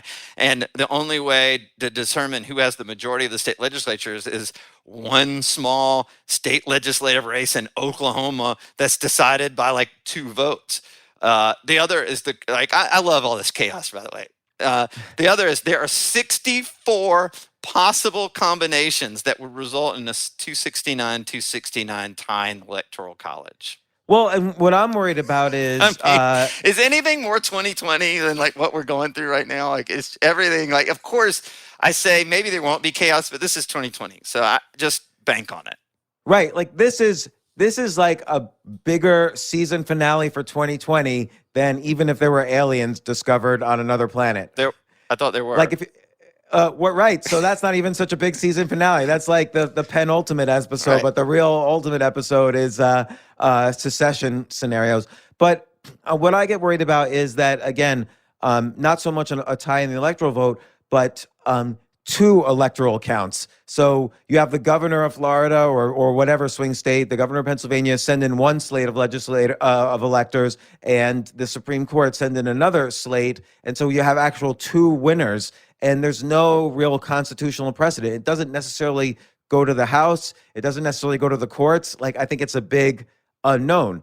If there's no winner, the Constitution decides what happens. But if both sides are claiming a winner, you don't know what happens. There's no real law. Then Pelosi is acting president, and she can hold that title with the full powers of the presidency for indefinitely.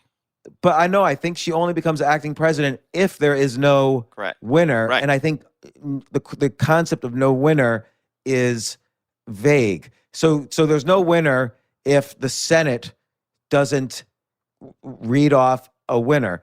But the Senate is controlled by the Republicans, and Mike Pence is the tiebreaker. Now I'm just speculating because I can't remember, but I believe it also will be decided by the new Senate, not the old Senate. Oh, I don't know. I thought it was the old Senate, but I could be wrong. You know what? Now we're Because you know what? I think it's read off like January 8th, something like that. Like Al Gore had to declare Bush the winner in 2000. And there was, in addition to Florida, I believe Hawaii might have been in question. Or No, maybe New Hawaii Mexico. was in question. New Mexico. Oh, New Mexico. Yeah, I was in New Mexico the 6 weeks prior to Election Day in 2000. And I think we lost that state by less than 600 or 700 votes. Wow. Yeah, I'm Yeah, aware. and in 1960, And then I went to Florida for the recount.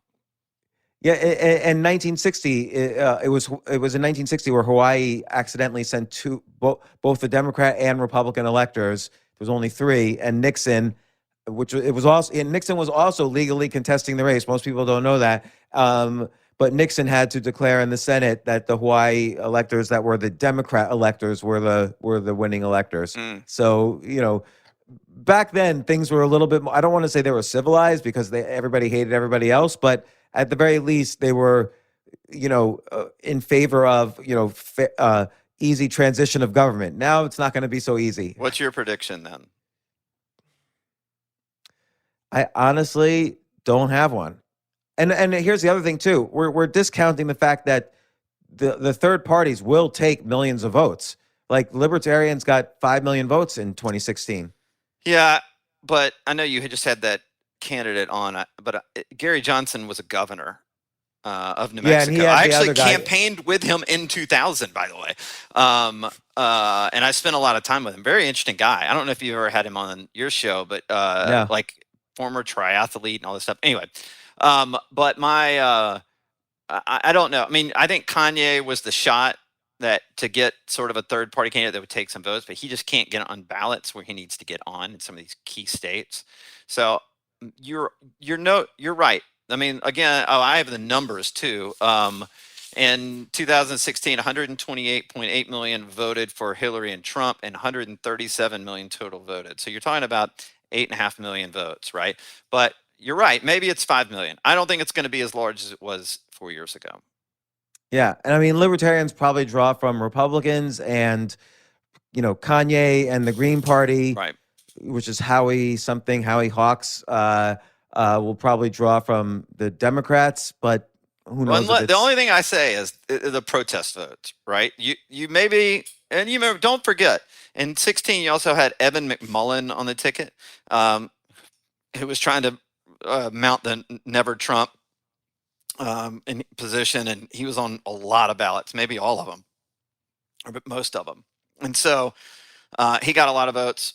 Gary Johnson got a lot of votes. These people are not going to get a lot of votes. They're not going to get the number of votes that were cast in 2016. That said, there could be a lot of people that say, I don't know who these people are, but I'm casting a protest vote, and that's what would drive that number up. Yeah.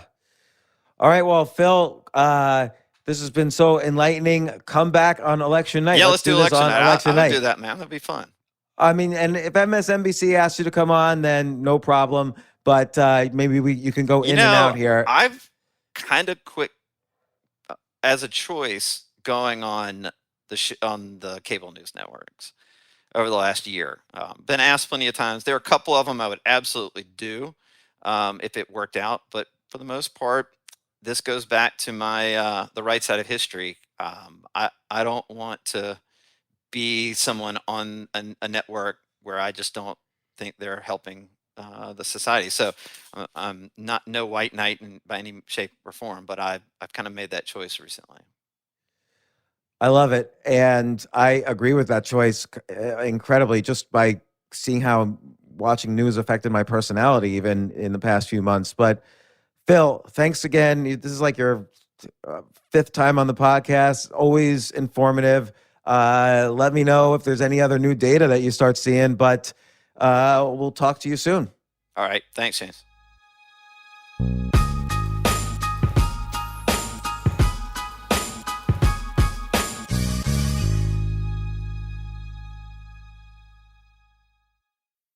Start clean with Clorox, because Clorox delivers a powerful clean every time. Because messes happen. Because...